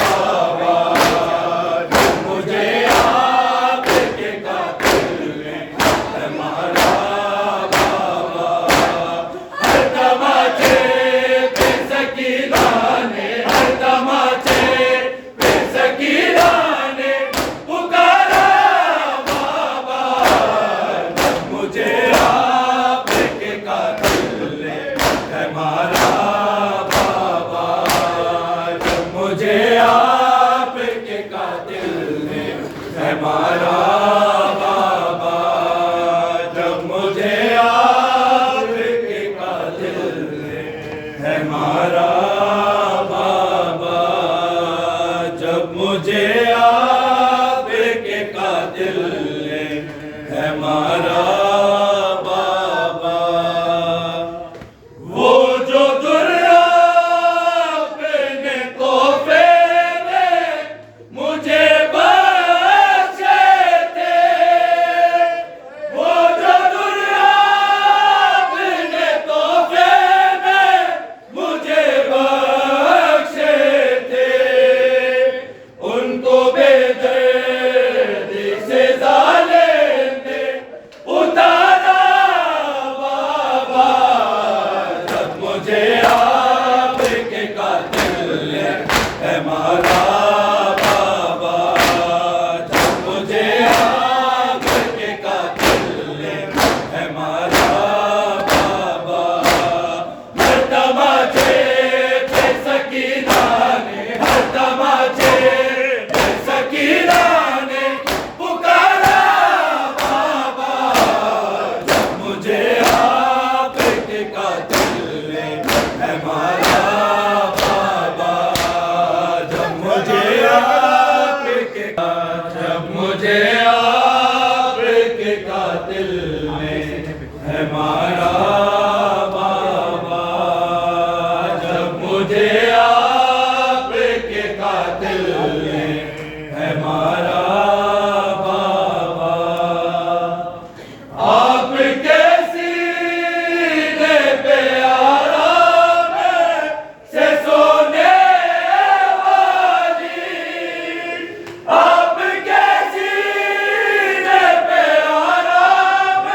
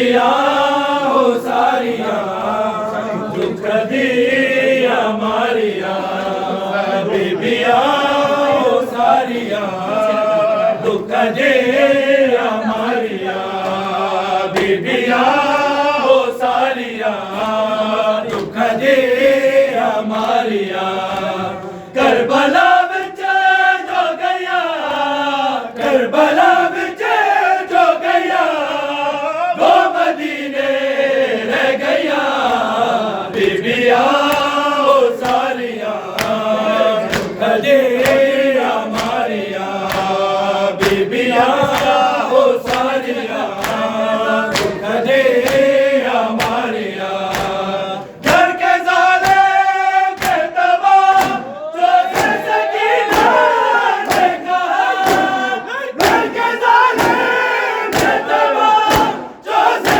سکینہ نے کہا اب تو آ جاؤ ہمیں اب تو آ جاؤ ہمیں پانی پلانے والے بیبیاں ہو ساریاں دکھ دے ہماریاں بیبیاں ہو ساریاں دکھ دے ہماریاں بیبیاں ہو ساریاں دکھ دے ہماریاں بیبیاں ہو ساریاں دکھ دے ہماریاں کربلا وچ جو گیا کربلا وچ جو گیا وہ مدینے رہ گیا بیبیاں ہو ساریاں دکھ دے ہماریاں بیبیاں ہو ساریاں دکھ دے ہماریاں بیبیاں ہو ساریاں دکھ دے ہماریاں تیرے تو بعد لیلا مٹھے میں سارے میری سکینہ گزارے نماچے مارے نے تیری لاڈلی نوشے میں تو چھڑا نہ سکی بیبیاں ہو ساریاں دکھ دے ہماریاں بیبیاں ہو ساریاں دکھ دے ہماریاں بیبیاں ہو ساریاں دکھ دے ہماریاں بیبیاں ہو ساریاں دکھ دے ہماریاں بیبیاں ہو ساریاں دکھ دے ہماریاں اور یہ کہتا تھا خود کو رسے شین شگی کیا ہوا گئے نہ مجھے تو لت جاگیر ملی بال کھولے گی میری لاش پہ جب بیت علی میں گناہگار ہوں زہرا کی دعا کافی ہے بیبیاں ہو ساریاں دکھ دے ہماریاں بیبیاں ہو ساریاں دکھ دے ہماریاں بیبیاں ہو ساریاں دکھ دے ہماریاں آخر باب عابد مشکل ہے میرا جینا اصغر ہے کربلا وچ شام کئی سکینہ کوئی گود میری خالی کوئی گود میری خالی اس دی لگی نظر بیبیاں ہو ساریاں دکھ دے ہماریاں بیبیاں ہو ساریاں دکھ دے ہماریاں